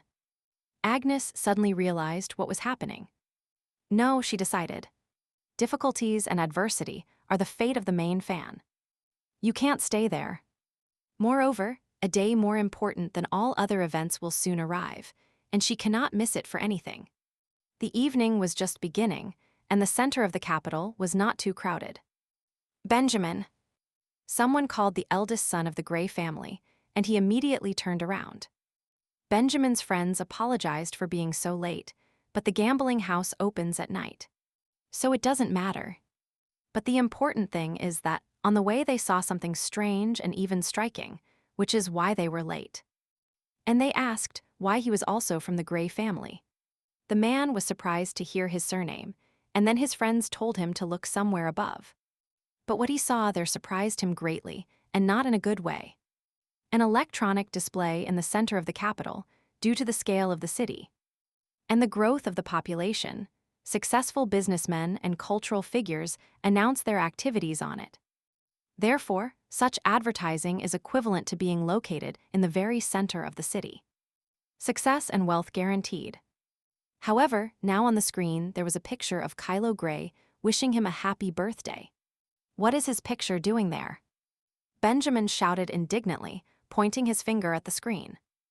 And not only there, but also on the facade of the most famous cafe in the capital.